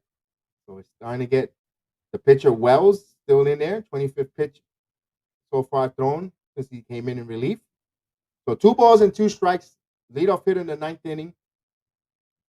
Luke Voigt, the right-hander. Right-hander pitcher Wells. Here it comes. Just missed the outside. Ooh, just missed to run the count full at 3-2. Wow. He was called strike last time out in something close like that. And then look at the pitching box. Now, it was a ball, but just missed.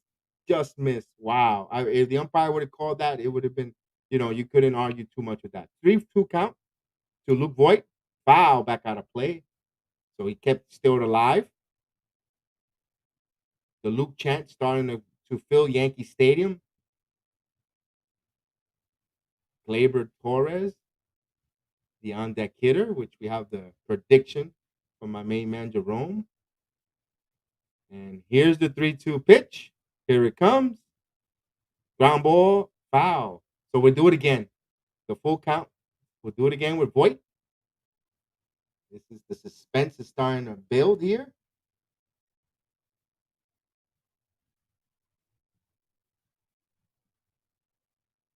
And here comes the 3-2 pitch. Before the 3-2 pitch, Juan Soto has hit a home run and cut the deficit in the Met game to 2-1, but it's the ninth inning. Here's the 3-2 pitch. Here it comes. And swing and a miss. Voigt struck out, just challenged him right down the heart of the plate for the first out. Voigt 0 for 4 with 3 strikeouts. He gets the hat trick tonight in strikeouts. It was just challenging him. 95 mile per hour. Just threw him right by Luke Voigt. Here's Gleyber Torres. So here's the drama, the suspense. We have Jerome Peralta. For those that are watching the program first time, Jerome has been the predictor of everything good. The Yankees. He was three in a row with predictions. 4 out of 5. He just calls it right before, and it just happens. And when talk about speak to existence, this man, whenever he writes on that chat, has come to fruition, and he's a program favorite with his comments and his prediction always come through. So now he's calling a Gleyber walk-off. So we shall see. If quickly if Gleyber falls behind 0-1, he's been getting the ball hard all game to center field. So we shall see. If we love to him to pull one to left field. The Oreo killer, by the way, Gleyber Torres. Here's the pitch, swing and a miss. He was trying to make for Jerome even more perfect in his prediction. 0-2 the count. Rudneff Odor is on deck.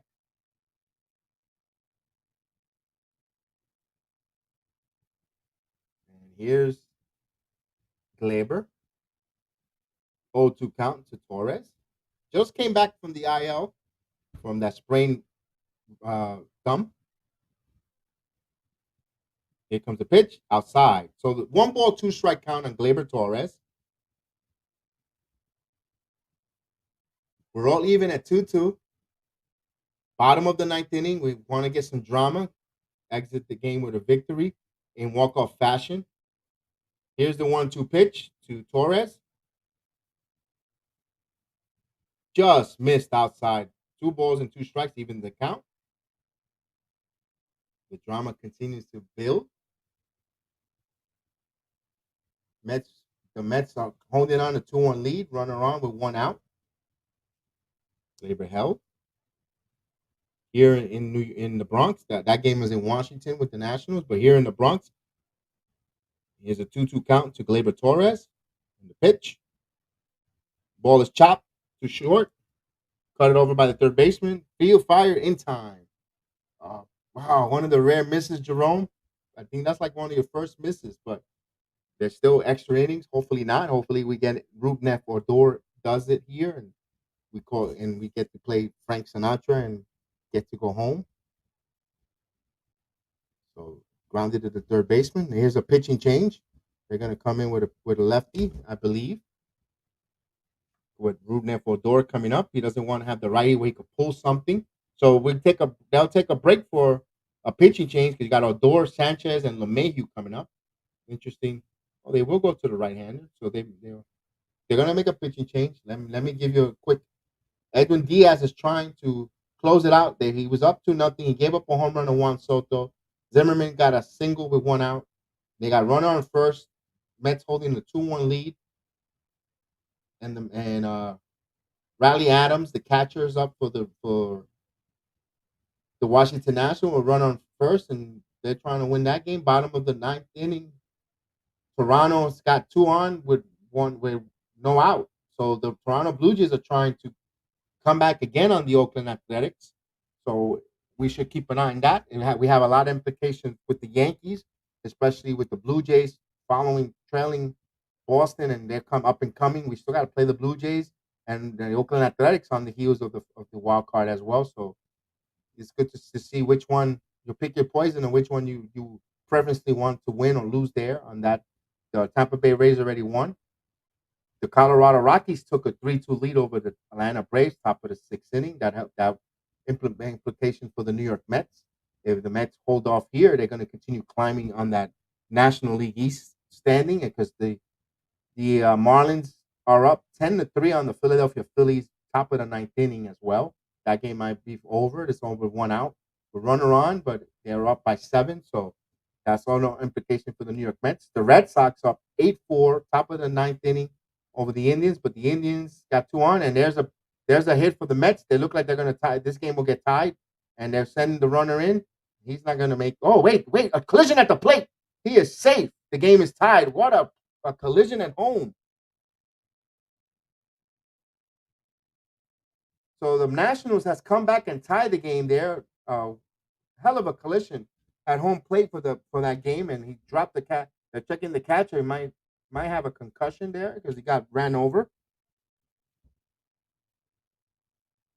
So the Mets can never make it easy for themselves. They have a 4-game winning streak. So we have a new pitcher, Cole Sulser. Sulser, a 3-3 record in 48 games, 6 for 8 out of save opportunities, ERA of 2.3112, 49 innings pitched. He has 21 walks, 63 strikeouts. He gave up 5 home runs. So I believe he might be their closer. So you got Rugi Odor coming up. We're all even in 2, bottom of the ninth inning, no one on. Here's Rugi. Just missed with a ball inside, 1-0.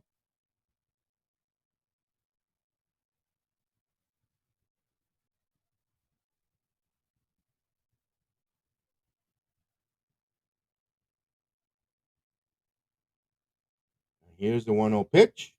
In there for a call strike. Evens the count at 1 ball, 1 strike.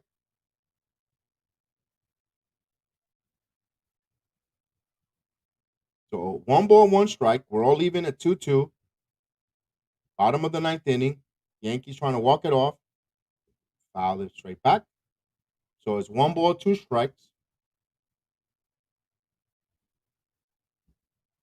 Cole Soler actually pitches better to the left-handers. They're batting 198, only giving up a home run.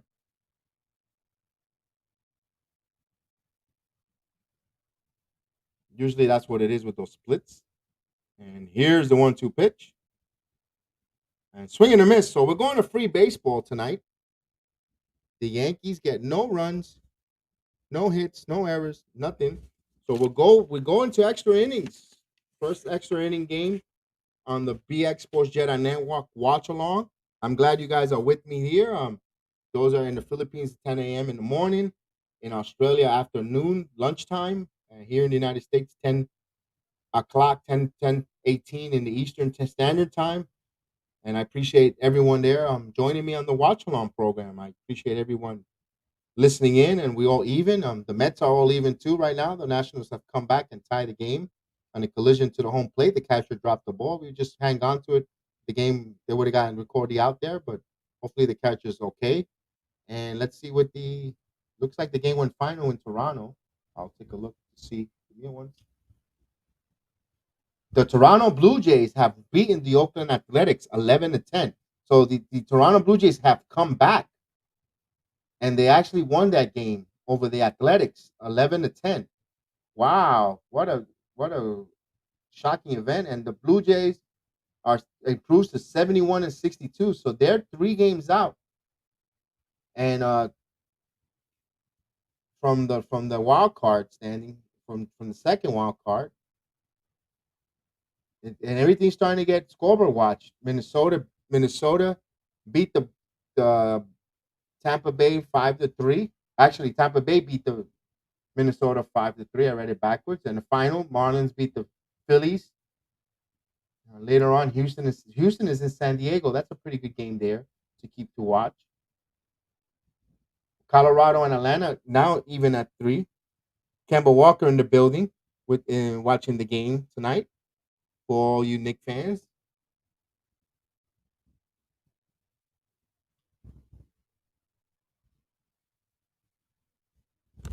Fans taking a picture with Kemba.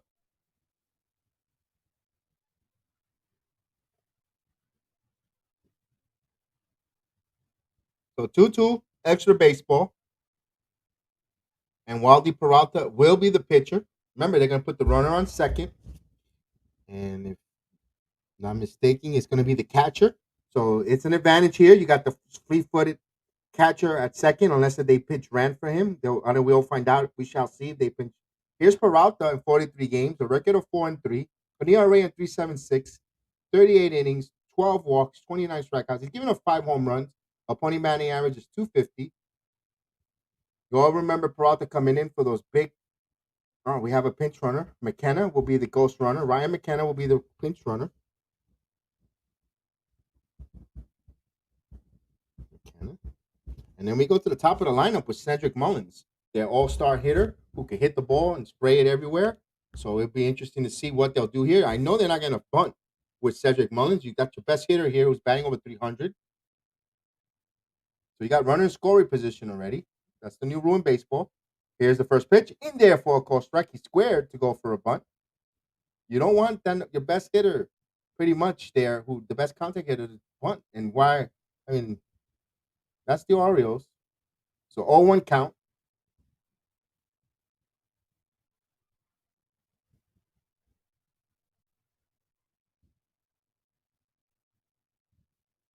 Here it comes. Swing and a miss. Quickly 0-2. Peralta threw a ball in the dirt. Mullins a little impatient, swing and miss. He swung at a ball there. So 0-2 the count right now. But free baseball. Top of the 10th inning. Ghost runner on second base is the pinch runner, Ryan.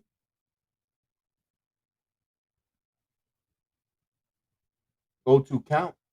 The left-handed Peralta. Dealing to the left-handed Mullins. He's ready to deal. Here it comes. Foul, chopped it foul. So it still remains 0-2 the count. Yankees in extra innings. The first game back at the road from a road trip, 9-game road trip, all even. The game was moving pretty quickly before we got to the 6th inning on. It was going really smooth. Both pitchers, Means and Cortes, pitched very well. The 0-2 count.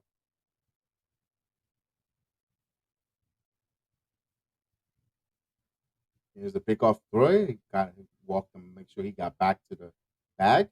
Quickly, still 0-2 the count. Peralta, the left-handed ghost runner, on there.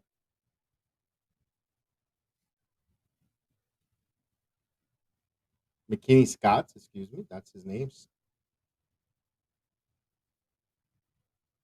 On second base. Here's the 0-2 pitch. He held up, check swing. Did he go? He held on. 1 ball, 2 strikes. Sanchez still applied the tag just in case. Let's take a look at the replay. If he went. Yeah, he held up. Did not cross the plane. It's still there. It was a ball. He checked the swing in town. So 1 ball, 2 strikes. Ghost runner on second. Free baseball. Top of the 10th inning. Here's Peralta's deal. The 1-2 pitch coming in the dirt. 2 balls and 2 strikes. So Peralta cannot fool around here trying to execute his pitch here on this 2-2 pitch. You don't want to walk and put 2 on now with no one out.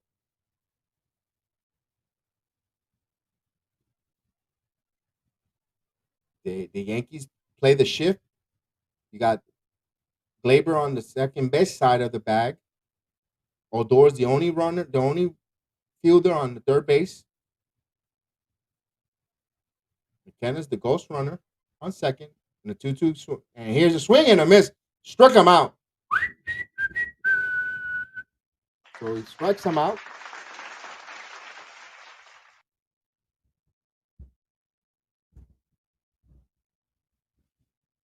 So records the first out on a nice strikeout.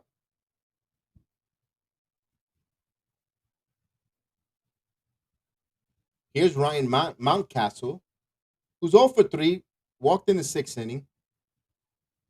Ghost runner on second with 1 out. The right-handed Mountcastle dealing to Peralta. Swing and a miss for a strike. He threw a changeup down low. Jumps ahead 0-1. Mountcastle. He bats 296 versus left-handed, 142 at bats with 9 home runs and 896 OBS. So he does hit the left-handed very well for the Orioles. Peralta ready to deal the 0-1 pitch. And base hit up the left field. It's going to be interesting. They're going to send him.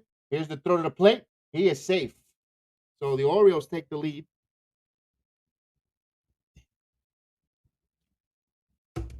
So the Orioles take a 3-2 lead here. You don't lead. This is why you don't have these teams that are not got nothing to play for to stick around and hang around. They come up with these hits, and they give them a little bit of hope, and they want to take advantage of it. You give them an inch. The old saying, you give them an inch, they take a mile.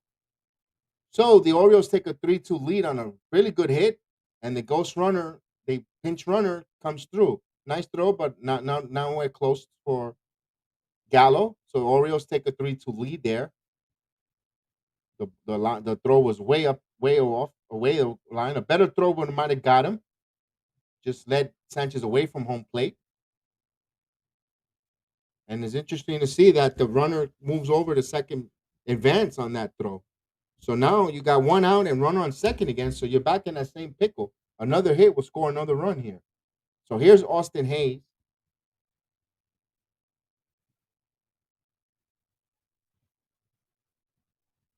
So the Yankees are trailing now, 3-2.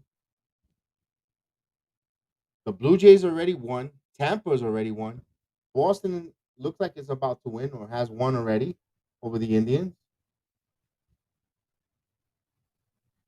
So a lot of the teams around that are chasing, except for the Athletics, have already won. So we need to stop it at 3-2 and get back up there and push our ghost runner across. And Peralta's not sharp tonight. And of course, you say, why would you pitch? Because you use your high leverage pitchers. The Yankees are 8-5 against the Orioles. Last year they were crushing it. Not that good against the division. They're 7-9 against the Rays, 6-10 against the Red Sox, and they're 500, 6-6 for Blue Jays. This is the reason why they're trailing in the division. If they beat their division foes, they will be right there with Tampa, right there, or dare I say, maybe 1 or 2 games ahead of them. So the Yankees have to beat their division foes if they want to win the title, the division title. So right now they're trailing 3-2, 2-0 count right now to Hayes, and the dangerous Trey Mancini is on deck. So the Yankees are doing a little dangerous tight walk here, but this is what happens when you come into the relief situation when you don't have your good arms. And here's the pitch, 3-0 count. So Peralta, 3-0. I mean, he got a big strikeout from Cedric Mullins to start, but now you got the 2 right-handed batters, and with the new baseball rule, you have to keep the pitcher in for 3 batter minimum. So this is why in the old days you would have just substituted Peralta out and gotten one in a right-handed reliever. And here's the pitch in there for a called strike, 3 balls and 1 strike. But now with the new baseball rules, you have to stay with your reliever for 3 batters, or if they finish an inning, then the inning starts. You could replace the pitcher. So here's the 3-1 count.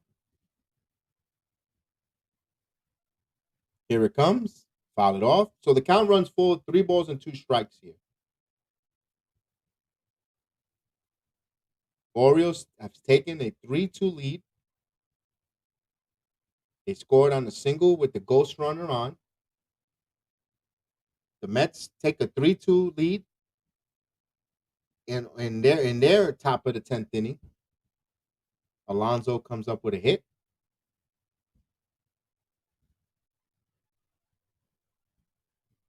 So here's Peralta.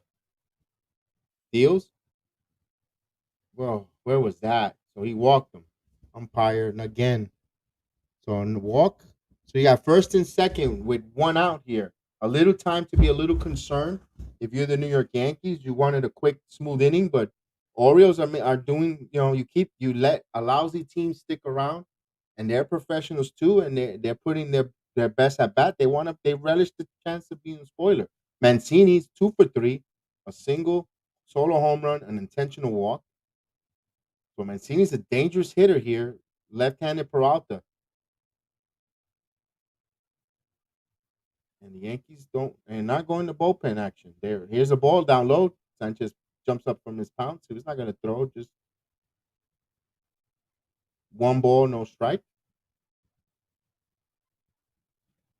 And the bullpen. No, no one else is warming up in the bullpen, it seems like it. 1-0 count.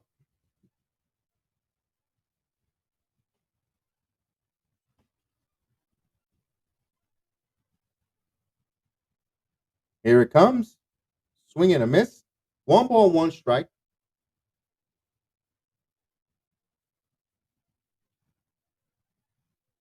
Yankees trail 3-2 right now. Runner on first and second. Top of the 10th inning. The Orioles are trying to play spoiler here against the New York Yankees. The Yankees are struggling against the American League Eastern Division. And this is the reason why they're trailing the division currently right now. Here's the 1-1 pitch. Line to Gleyber. That has a chance for 2. They got the double play. So they got a double play. It goes 6-4 on the line out. So the Yankees will come to their bottom of the 10th inning, trailing by 1. The Orioles score 1 run on 1 hit. And they leave 2, well, actually 1 on, where they race with double play. They're up 3-2 currently right now.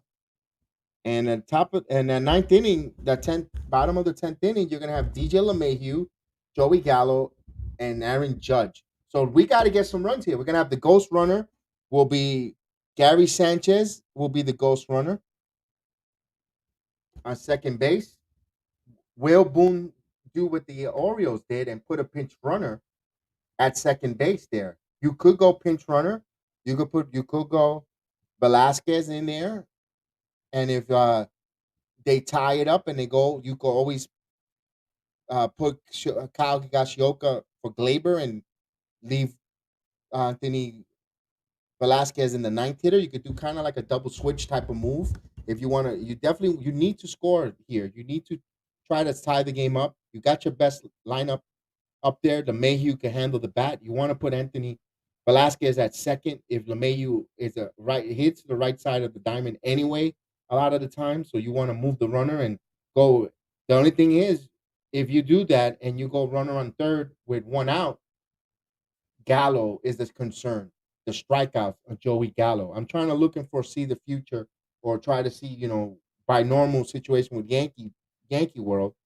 Gallo is that at bat with Joey Gallo is going to be very important. It's going to determine the outcome of this game, if it's going to be a victory or we're going to extend it. But he's going to be a big part, because and here comes a pinch. Yes, so they did the opposite. They did put a pinch, and I forgot about Tyler Wade. Tyler Wade is a little more faster than Velasquez.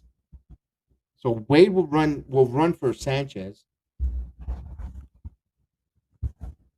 So the Mets extend their lead 5-2 right now. They're breaking it open.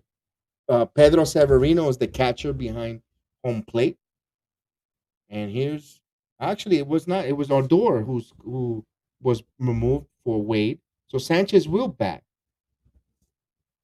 So I misspoke there. I messed up my own scorecard. And here's a strike to Gary Sanchez.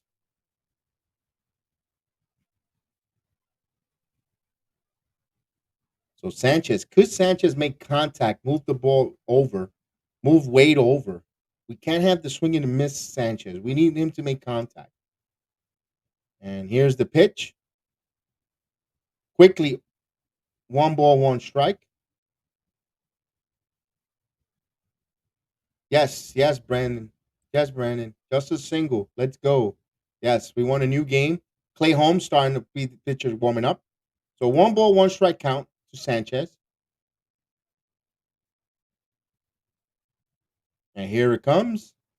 In there for a call strike.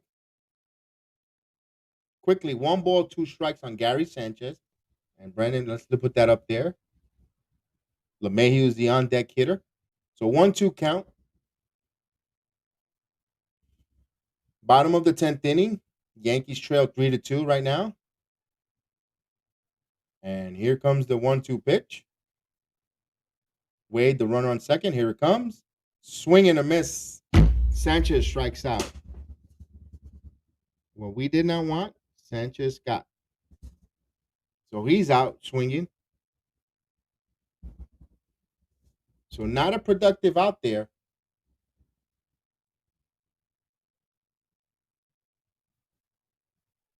Yeah, we need to get a muck win. We need to get one of those muck wins, Brandon. I agree with you, bro. So here's DJ LeMahieu with the ghost runner on second. LeMahieu come up big with a hit to extend his game. And here's the pitch. Out there for a ball. Because the Gallo at bat is really, really important. So you got good arms in Austin Hayes, Cedric Mullen, okay, and Anthony Santander. So pretty decent arms out there. Wade could run. Here's the 2-0 pitch, 1-0 pitch. Ground ball. Base hit down there. Wade is going to come around. There's going to be a play at the plate. Wade slides. He is safe. Yankees tie the game. DJ LeMahieu. Big RBI single there. Give hope. We are all even. Yes, indeed. That's right. That's right. Let's go. Let's go. We are tied. Right side.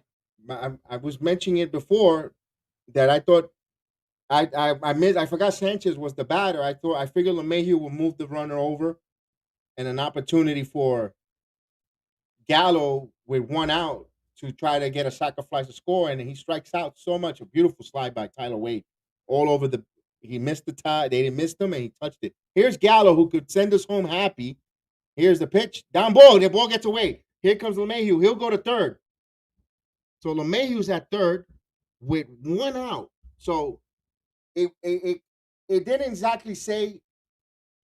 It isn't exactly the way I called it, but I did thought it was. I forgot about Sanchez. My scorecard was wrong. It turned into chicken scratch in a minute. So I was saying Gallo is going to be important because he's going to have that runner. I thought it would be the tying run at third with 1 out, but now he has the winning run at third with 1 out. So I spoke a little bit. It wasn't exactly the same, but could Gallo put something in the air and get this victory? We cannot have him strike out here. That's the whole main idea of what I was trying to bring. The infield's in. This ball is popped up. Shucks. Popped up in the infield, and Gallo does not come through with it. He popped up to 2 outs. So batting Gallo second has backfired on the New York Yankees this evening.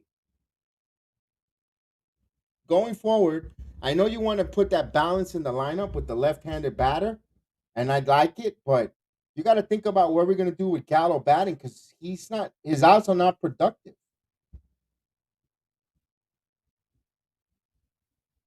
Yeah, he did do the worst possible thing. All he had to do was get it. So here comes Aaron Judge with a chance for a Flair Dramatics to get a walk-off hit to give the Yankees a victory here. They're going to go for a pitching change. So we'll get a new pitcher coming in. So Baltimore's burning up a lot of arms there. Remember, there is no expanded roster just by two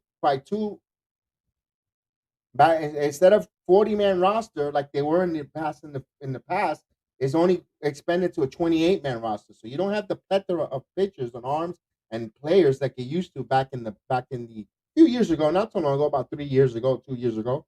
You were able to get 40-man rosters, and now you'll only bring up, up to 30 to 28.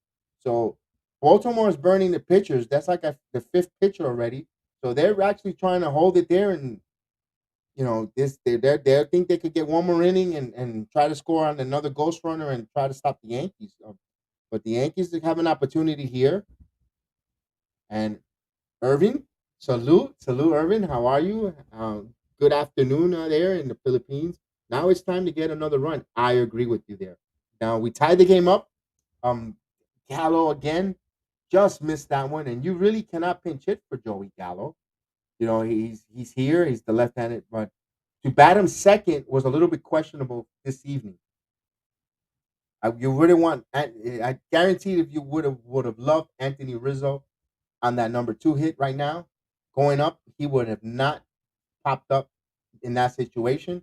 And who knows? We'll be talking about a walk off win right now, in compared to Aaron. But it's up to Aaron Judge now. This is the assembly line that I was talking about. You keep the assembly line going. Now it's Aaron Judge's turn. Aaron Judge having a really good season so far with the New York Yankees this season, and he's batting close to 300. He's sitting at 30 home runs. And here's Dylan Tate coming in, 50 games, a record of 0-5, an ERA of 4.72, 55 innings, 22 walks, 44 strikeouts. He's given up 5 home runs. But a home run here is not needed.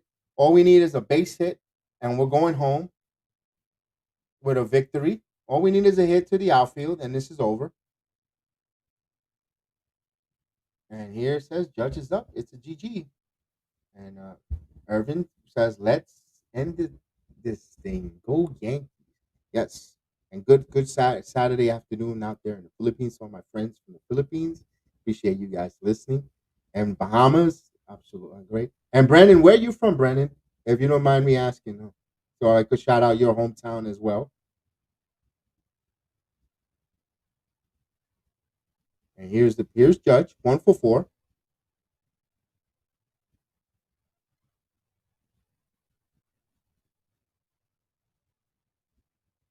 Judge. The suspense draws big. The Mets extended their lead to 6-2. Amityville. Here's a pitch. Oh, Long Island. Amityville, Long Island. Salute to you there. Nassau County.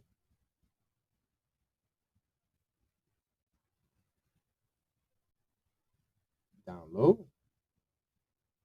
So Judge, with a 1 ball strike, no strike count, the movie Amityville Horror is right. Really?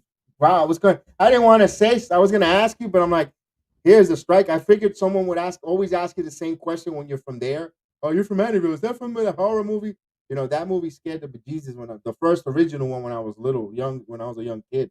Yeah, yeah. Wow, cool. That house still exists there, huh? Wow. So 1 ball, 1 strike.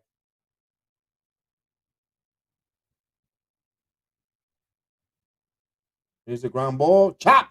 Oh, nice play there by the first baseman to retire Judge. He gave it a chop. I thought it was going to bounce over his head there on a Baltimore chop. It would have been something they would end the game on a Baltimore chop.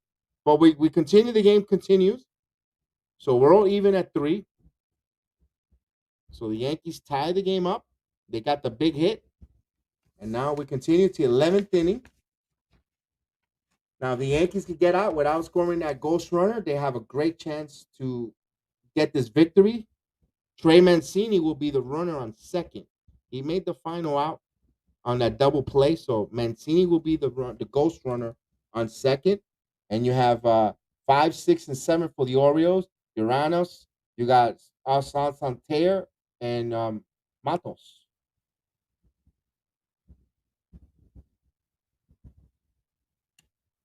It should be interesting.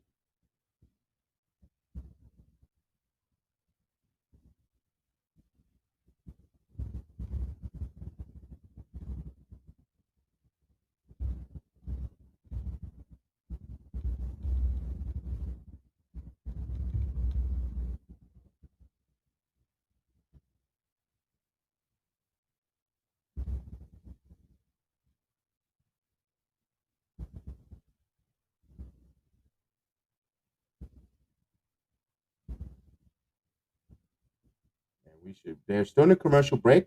We should get going. Let me look around. I think the Mets put up a 4 spot in the bottom of the 10th, and they're up 6-2, trying to extend their 4-game winning streak.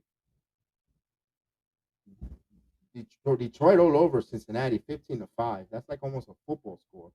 Wow, Colorado and Atlanta. Colorado's up 4-3, bottom of the seventh inning. A lot of implication for the National League East.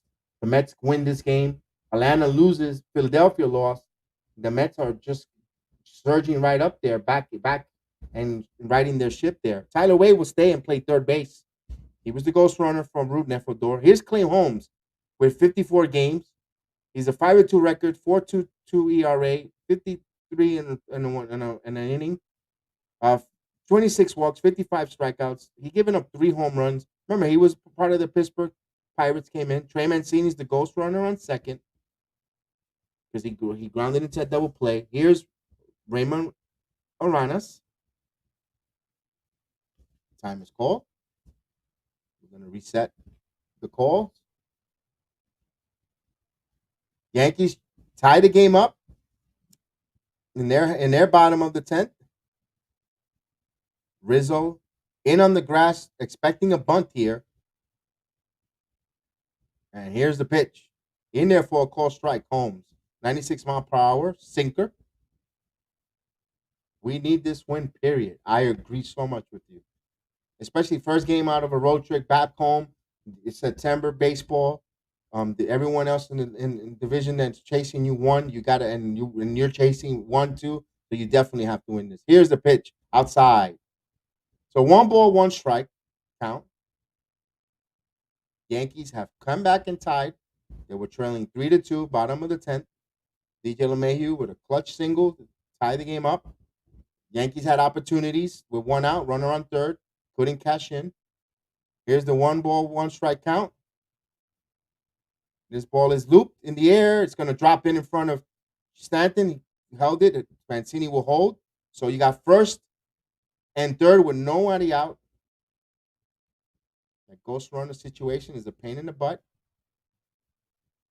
Mancini not a fleet foot. Stanton is, you want to keep his bat in the lineup, but if you put Judge in right, I think Judge comes up with that play. Stanton just held up. Yeah, that wasn't played so well there. So first and third with no out. Here's Anthony Santander. The infield will be playing in, I assume. Clay Holmes throws the ball hard. No, their infield. Yeah, they're playing halfway for the infield for the New York Yankees, not all the way in. And here's the pitch, up high. So Holmes needs to locate the ball low and in the strike zone. Now he's a little bit wild to my liking. 1-0. All even at 3. Ghost runner on third. Aranas got a single.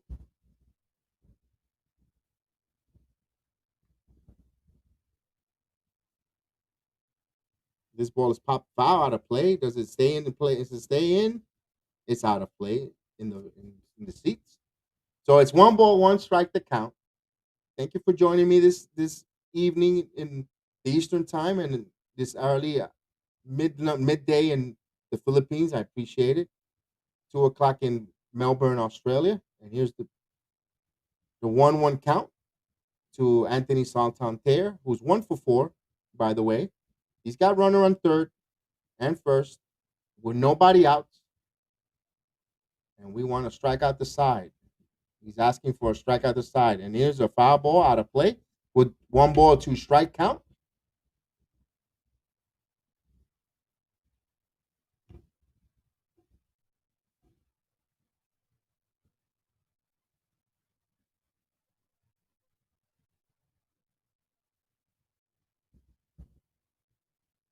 Mateo on deck.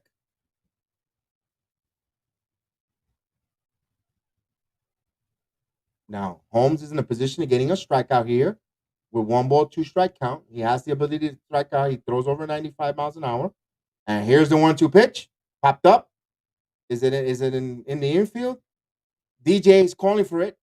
And he makes the catch, backpedaling, but he quickly gets sharp and out. So he pops up to LeMahieu.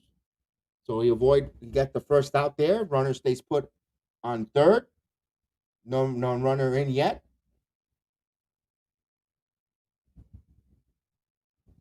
Here's Jorge Mateo, 1-for-3. He hit a solo home run to tie the game at 2. He scored in a run and walked. Right-hander has speed, so it'll be tough to double him up here. If the Yankees want to go there, they got the infield halfway, Gleyber and Odor.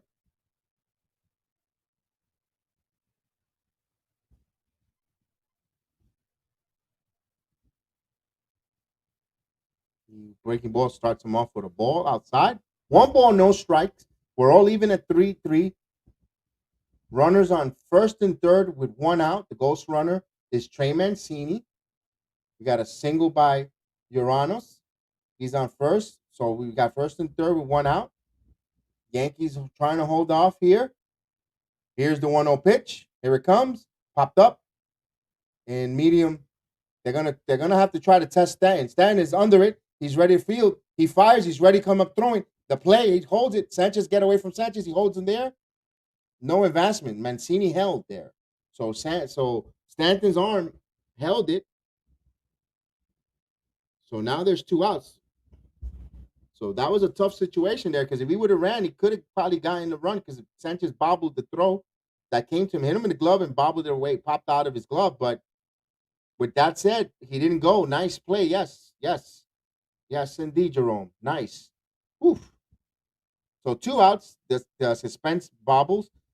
Mancini, but the advancement from first on the throw there, Uranos went over to second, but it doesn't make a difference right now because if there's 2 outs, so you want to stop it here. 2 outs, get out of this inning, all even, and then you have opportunity with your ghost runner.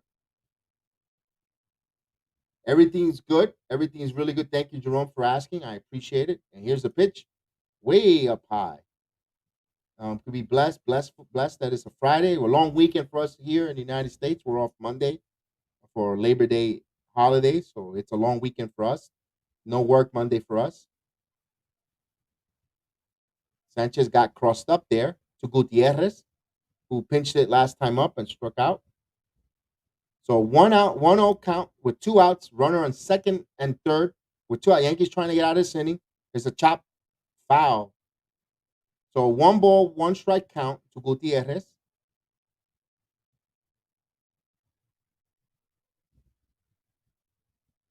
The suspense builds here. 1 ball, 1 strike count. Oh, it's all even and extra innings. Top of the 11th. Clay Holmes trying to get in the circle of trust of the Yankee manager in there for a call strike. No work for me Monday. No work for me Monday. Off for Monday. It's Labor Day. Labor Day weekend. And the crowd in Yankee Stadium gets on their feet. Here's the 1-2 pitch. Here it comes. Strike him out. He gets out of there. So, no runs, 1 hit, left 2 on base because of the ghost runner. Yankees have a chance to win it in the 11th. Where they'll have their ghost runner will be Aaron Judge will be on second base. And it'll be nice. Nice. No work tomorrow, Saturday, Monday. And the Yankee game, all those are day games. Yes, I will enjoy. Yes, indeed. Yes, indeed. Yes, indeed. Tomorrow's going to be action packed because I got I'll probably do the Yankee watch along. Then they got the MMA, UFC Bellator. I'm actually UFC tomorrow at 1, prelims at 1 and 4. So it's going to be double duty for me. So it's going to be busy for me because I also host with my son, my younger son. We do a MMA program also with another gentleman, Chef Dan, and we do the MMA program. We break down MMA, even for novelists that you don't know MMA, but we break it down so we could teach you about MMA and what to look for and how to enjoy the sport of MMA. So we do a program every Thursday nights at 8 o'clock on the same platform. I would just do the MMA program. We had professional MMA fighter from Bellator, Billy Big Sexy Swanson. My son is 24. So he's not that young. So my son is 24, my youngest, and my oldest is right above him, 25. So I have both my boys are here, and they both MMA enthusiasts. I'm trying to get my other son on to talk about MMA because they both break some good content. And we also have Chef Dan. Chef Dan is another part of the program, us three, and we break it down. We try to interview as much professional fighters as possible. So, yeah, thank you. I will enjoy my holiday and keep safe as always. And also, I want to recognize all the men and women from the service that put on the uniform to defend the flag of the United States. All the men in our armed forces. This is Labor Day weekend. We do that to recognize you guys and we honor you guys, past and present servicemen, and we thank you for your service and appreciate all you do for Old Glory and for the country and for the love of the country. So here's Giancarlo Stanton. He's 1 for 4. Aaron Judge, the ghost runner on second. A single wins this game. So can we get Giancarlo Stanton end this game and make us all smile and go home and start this Friday in a winning fashion? And here's the pitch. Here it comes. Inside, quickly, 1 ball, no strike.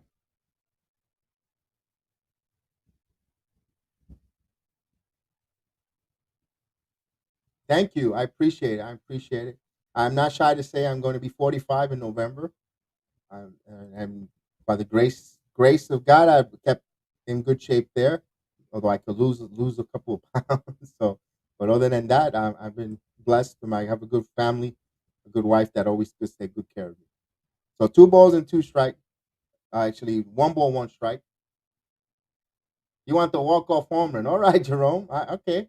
So 1 ball, 1 strike. Jerome wants the home run. He wants to walk the bases.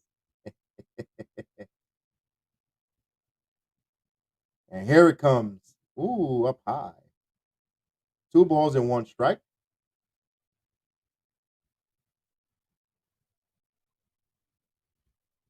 I'm looking at the Atlanta game. They're trailing 4-3. Bottom of the 8th inning in Colorado. Néstor Cortes still hanging around and give a good outing for the Yankees here. 2 balls and 1 strike count. And here it comes. Ground ball. Game over. Up the middle. Here comes Judge. He's rounding third. Here's Cedric Mullin. Here's the throw to the plate. In time. Yankees win. The Yankees win. Giancarlo Stanton with the single up the middle for the victory. Yankees take a 4-3 lead. Yes, indeed. On a Friday, Labor Day weekend. He did it. He is hot. Stanton helped the middle, base hit. He got the run in. The Yankees take this much needed victory, needed this game. They played around too much with the Orioles. Now let's go win.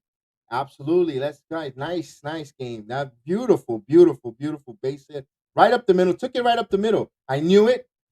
We take that single. Yeah, I was saying, all we need is a single to go home here. And the Yankees win it in walk-off fashion in the 11th inning, standing right up the middle, nowhere. Just a beautiful piece of hitting. No one near it. And Judge with his speed and Cedric Mullins, not even close to the throw, and it's over. Cortez gave the Yankees a good 6 solid innings, and it was a hiccup from Loizica, gave up that solo shot, but they get it. They get it. They win it. They increase their lead. Everyone else won in the division. Everybody in the wild card as well. So the Yankees come up with a big 4-3 win, and now to tomorrow's game in the matchup. We'll be ready to call the first pitch when the game comes on tomorrow. I can't wait to see you guys here tomorrow and be part of it and enjoy and come right back at it. Hopefully, you guys will join me, and hopefully, we'll continue calling this game and continue to have fun and continue this winning streak because this is fun here calling the game and speaking to every one of you and becoming there and it's really nice time. I'm gonna get some rest. Enjoy a little weekend. Yes, absolutely. I definitely get some rest. You're very welcome, Elmer. I appreciate that there. Thank you so much. And Maka, what's going on? Good job, Yankees win from the Philippines. Absolutely. Good afternoon there. It's going to be 1 o'clock in the afternoon in the Philippines from game. Yeah, we'll be here, and you guys have a great night. I'm going to run the intro, the closing with the Yankees, and we appreciate you, each and every one of you. I thank you. Remember, hit that like if you're on YouTube, hit the notification bell So when it's all free, doesn't cost nothing. It won't interfere. Just hit that. So when I come on, you get to notify. I always try to keep you up to date to let you know that I'm coming on, so you could be here, be part of us, and make this game fun. So from me to you, BX Jedi says have a good night. Thank you so much. And we're gonna put the closing on, and we're gonna enjoy some Frank Sinatra, and we'll see you tomorrow.